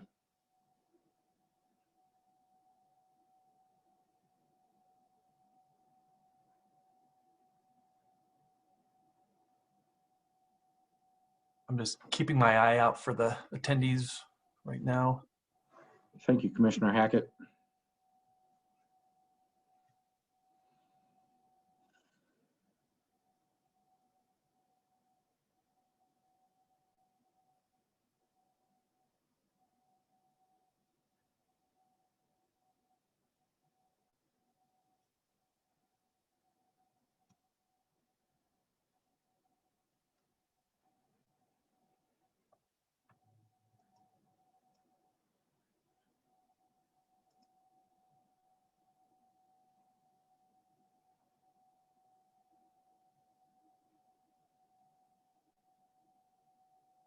Yeah, I apologize. I haven't heard anything back from him. He may be busy. Not sure if you wanted to continue to wait or if there's maybe an opportunity to move on to the consent agenda. Not quite sure what your preference. Commissioner Najapa, do you want to maybe ask your question and see if Mr. Duranlo or Mr. Cuthbertson could attempt an answer? And if not, then maybe we can take this up on Friday at our work session. Yeah, thank you, Mr. Chair. I was going to suggest the same thing. I think there's, I don't have too many questions, and they were just kind of a little additional sort of clarification. In particular, there were some comments related to the phases 1 through 3 of the aerial methane survey, and that they were, Commissioner McGowan asked about the different sort of parties that were doing those different phases, but there was, I think, the response that it was the same type of aerial mounted sensors. Is it all the same methodology? I mean, I understood that there was sort of collaboration on the project as a whole, but are each of those different entities doing the same, employing the same methodology? And I'm just asking this with respect to kind of thinking through about the comparability of results. So I think there are two types of data that are being collected. There is aerial monitoring, but there's also ground collected data. And so both are being coordinated by CDPHE in the process of overseeing the project to try to make sure that they get, a comprehensive data set that provides good analysis, a good basis for analysis. But yes, they're all using the same, protocol methodologies. And thank you, Mr. Cuthbertson. And is it that the different university researchers, for example, one is doing the ground study and one is doing the air study? Is that this sort of separation between the different parties there, or are they both doing both? I'm just trying to understand kind of how it's... Yeah, I don't think they're both doing both. And I can't remember who's doing what, honestly. Okay. And that's okay. I don't need to know that this particular party is doing that, or I just wanted to know sort of how that was, how that was being done. And again, just kind of thinking through it in terms of being able to kind of compare the results. And then for the third phase, it was scientific aviation that was listed there, which in just a quick Google, I understand to be an actual, entity that employs or develops those aircrafts. So what is their role in that third phase? Are they just kind of deploying that technology, but the results are going back to the same universities or to us? How is that working?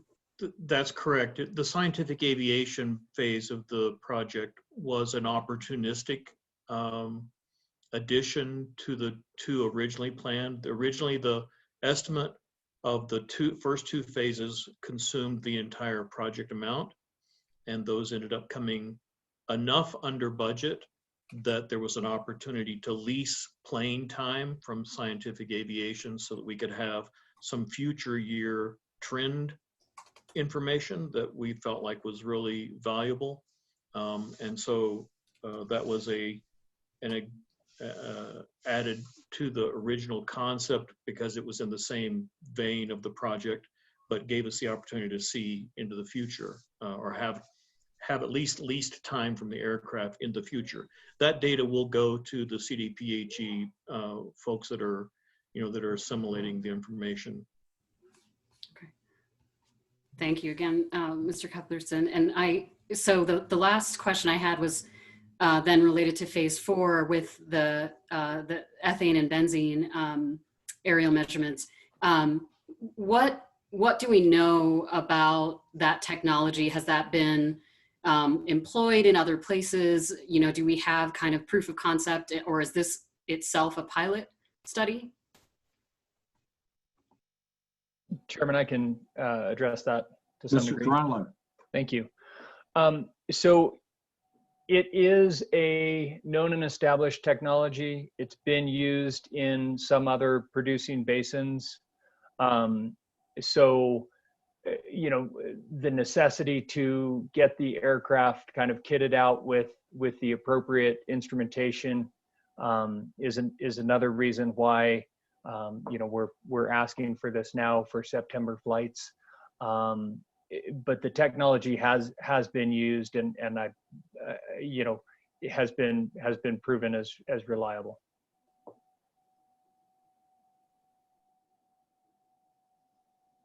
Commissioner Najapa? Thank you very much. Just finally, if there's any reports or evaluations of that technology or the data that exist out there, that would be great to be able to review before we're making our decision, if possible. Thanks. I'll take a look at the information that we received over from CDPHE and see if I can see if there's any reference studies there. Thank you, Mr. Duranlo. Thank you. Commissioner Messner. Thank you, Mr. Chair. I think this question was maybe already asked, but maybe I didn't understand it. But and I'm not a scientist, so this may be ignorant, but is the data that is being developed through this, I mean, I understand the general concept based on the information that I've reviewed to this point, but is this data able to be utilized within our CIDR database or our comprehensive planning analyses to help aid in an understanding of what the cumulative impacts may be? Or is this kind of a separate data set to be used in a different fashion from cumulative impacts? Mr. Duranlo, I see you've unmuted. Thank you, Chairman, and thanks for that question. You know, I don't foresee this fitting neatly, if you will, into the CIDR database. I do absolutely think that this will, you know, frame how we use the data that is in the CIDR database. I believe, though, you know, sort of as stated earlier, it's hard to say exactly how we will be able to use the data until we kind of see what that body of data, you know, really does and what conclusions can be drawn. It is certainly expected to be able to support the cumulative impacts analysis on a broad scale going forward. Commissioner Messner. Thank you, Mr. Chair. No, I appreciate that. And then my other question is more general to this fund and the decision-making process around projects that are being proposed and or considered for this fund. And I know we've talked about it a little bit, but you know, understanding that this is a limited fund, there's a limited time range associated with the utilization of this fund. And certainly the goal for this fund is to, you know, develop public projects that are most beneficial. What's the vision for the decision-making process as far as projects moving forward from here? I mean, are we going to have like a few different projects that we're going to choose from so that we know that, you know, what may be more beneficial, or are the decision-making points from a few different projects, what's more beneficial or less beneficial? Or are we just going to kind of review projects as they present themselves without knowing what maybe is in the future? Because it does make it a little challenging for me to make decisions on significant projects without knowing ultimately what the need is or what the goal is, or what I may be missing out on in the future if I make a decision on a particular project today. Commissioner Messner, I appreciate those thoughts. You know, I was director when the fund was created, and, you know, we chose to take the opportunity to create the fund with some specific projects that Mr. Duranlo and the rest of our staff had vetted, as well as AQCC. And then we set aside the remainder of the funds for potential good use in the future. And we didn't, you know, we didn't set it up that, you know, on January 1 of each year, we'll look at, you know, we'll seek RFPs and look at what's being proposed and determine what's best. We kept it really fairly fluid, and we left it with the professional commission to make those determinations. So I don't think that, you know, I, back as director, determined, you know, what the usage would be.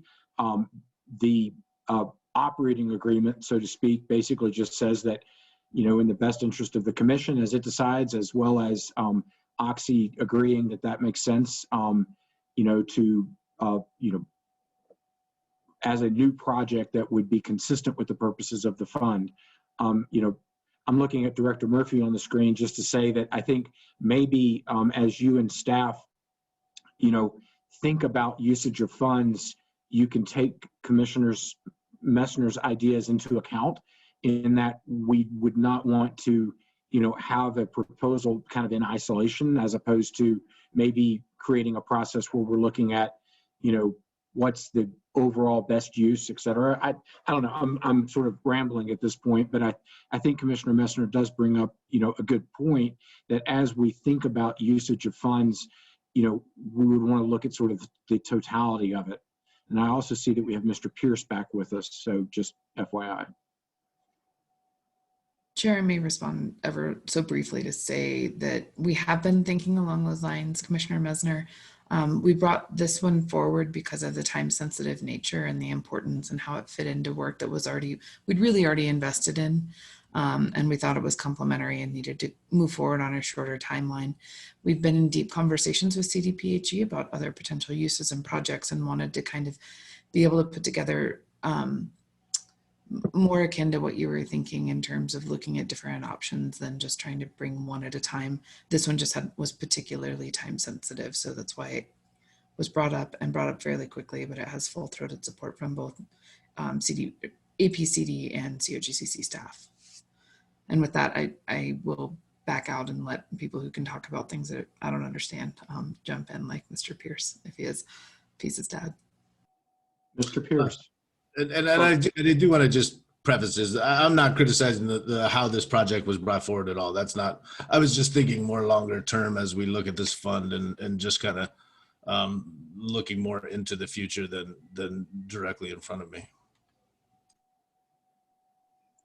Mr. Pierce, did you have anything to add? And it's good to have you back with us here. Yes, I just wanted to apologize. My internet connection went down, so I'm sorry if I missed any questions that I needed response.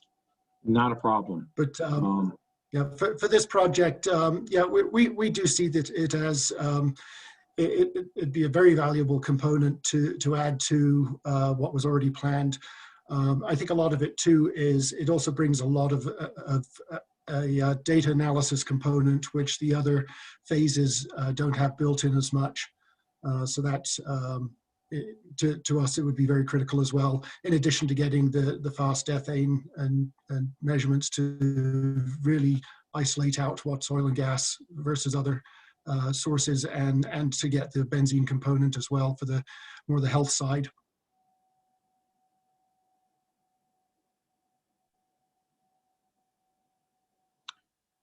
Other questions from commissioners? Commissioner McGowan. Sorry, I thought I was done. Mr. Pierce, is the data going to be available to the public after it's collected? Mr. Pierce? Yes, Commissioner McGowan. Yes, all the data will be available to the public. That is, since it's being collected on effectively on public dollars, it is, it's always available to the public. It will probably go through a review phase first and then be posted to a website for public access.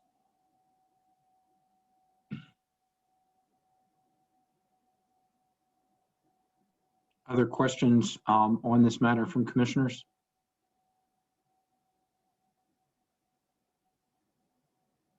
All right, well, to our staff, Mr. Cuthbertson, Mr. Pierce, Mr. Geronimo, Director Murphy, thank you for bringing this to our attention. I think that what we need to do is put this as an action item on perhaps our next agenda, which would be next week. And then we could take action on it. Having had the full-throated discussion about it today, I think it's not agendized for action today, but we can set it up for next week. Would look to AAG Davenport if he agrees with that approach in terms of taking an action on this. Sounds like a good approach to me, Mr. Chair. Thank you. Okay. Mr. Chair, if I could follow up on that. Yeah, Commissioner Hack, please. Yeah, I just wanted to mention, so if you do have any last minute questions for Gordon, now would be the time to ask them. The Air Quality Control Commission has a presentation review meeting next week that overlaps with the COGCC hearing. So most Air Division staff is going to be booked up with that. I probably won't be able to attend the hearing next week either. So now would be the time to try and get any questions if you think Gordon might be needed for that discussion next week, because I don't think he'll be available. Thank you, Commissioner Hackett, for alerting us to that. Going once, going twice, are there any additional questions for Mr. Pierce?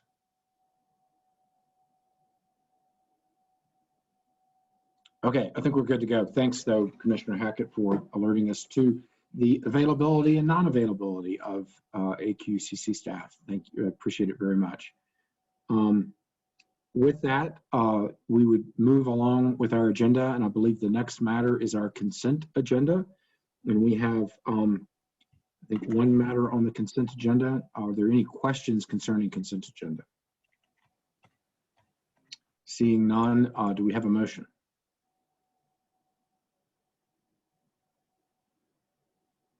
So moved. Second.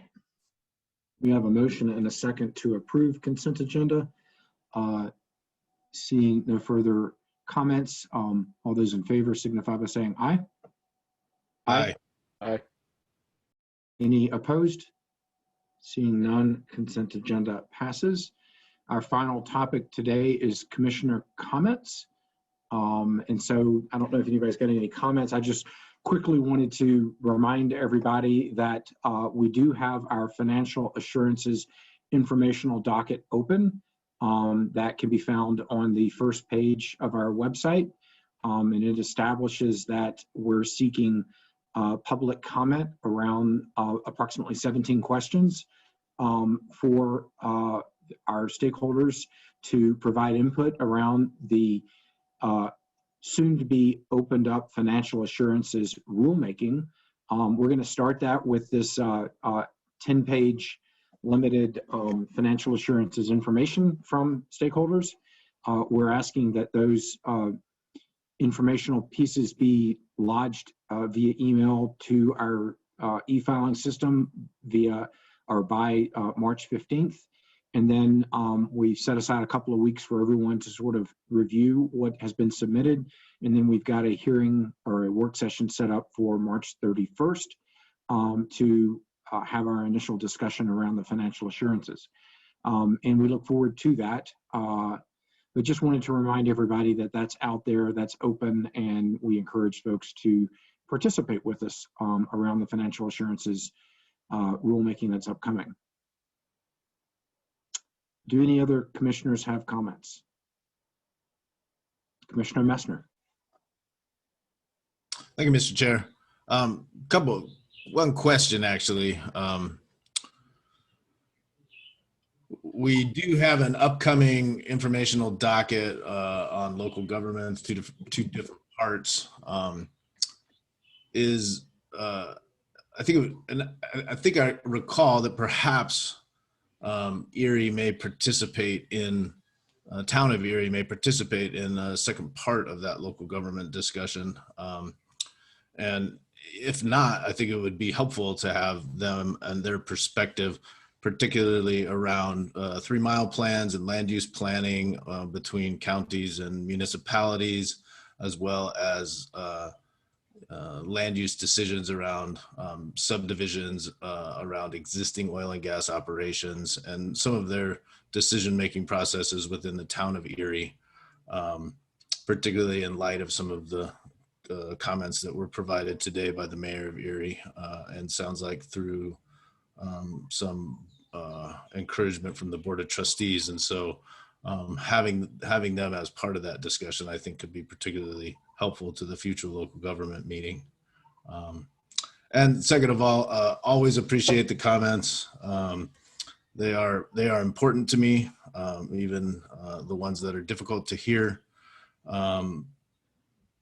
I offered last meeting that I'm certainly available via email, and my cell phone is also on the website. I didn't receive any communication prior to this meeting over the last week, even after that offer, so I will offer it again, that I'm certainly available if folks have the need to share their thoughts. So. Great, thank you, Commissioner Messner, for those comments. Any others with comments? Commissioner McGowan? Thank you, Mr. Chair. I just wanted to clarify, in response to some of the testimony we heard today, it sounded to me like you were working with staff to look into some of the requests and or questions or requests for some information. And so is that going to come back to us as a whole? The follow-up, sorry. I mean, I think it can. I'm not sure exactly what you're speaking to. There were a number of complaints that I was aware of around the May site that came in over the course of the last day or so, and I know that staff is working with the complainants about that. and so I think there, we have that that sort of administrative protocol that is ongoing. I think that if commissioners desire to receive information, about a proposed, about a location and what's happening, we can certainly ask for that. I might have commissioners just sort of offline chat with Mike Leonard, our enforcement, officer, to get an update on that. That's what I've done because I had received individual requests from folks about that, and so that's how I was able to receive that. So I don't know if it necessitates kind of a formal presentation to us. Maybe we can start informally touching base with Mr. Leonard and with Director Murphy, and then if there's a collective need to have something broader brought, we can certainly do that.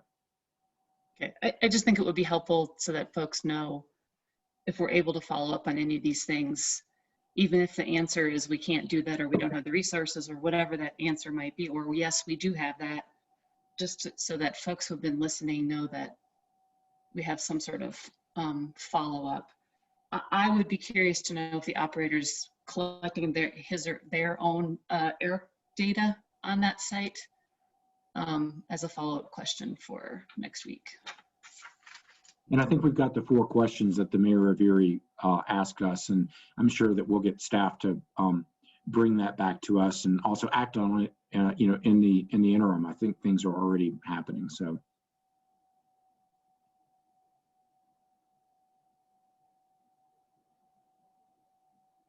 Other comments from commissioners? Commissioner Hackett.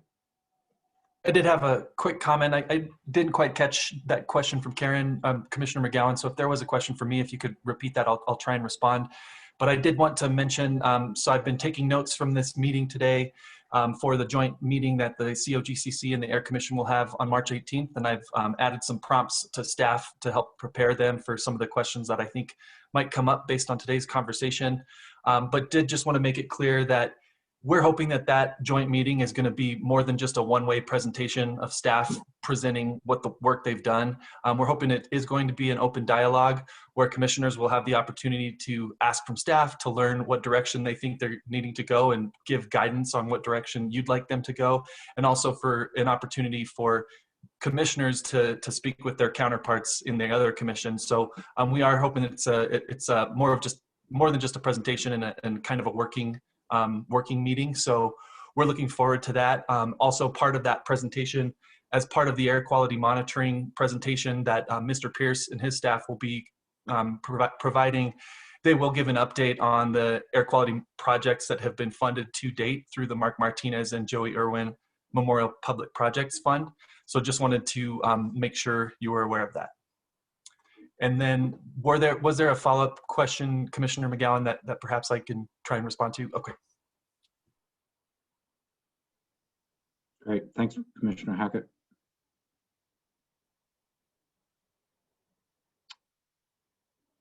All right, I'm not seeing any further comment, which I think brings us to the conclusion of our agenda. And with that, we would look for a motion to adjourn. So moved. So seconded. Motion and a second. All those in favor signify by saying aye. Aye. Aye. Any opposed? We are adjourned. Thanks everyone for participating with us today. And we will see you next week.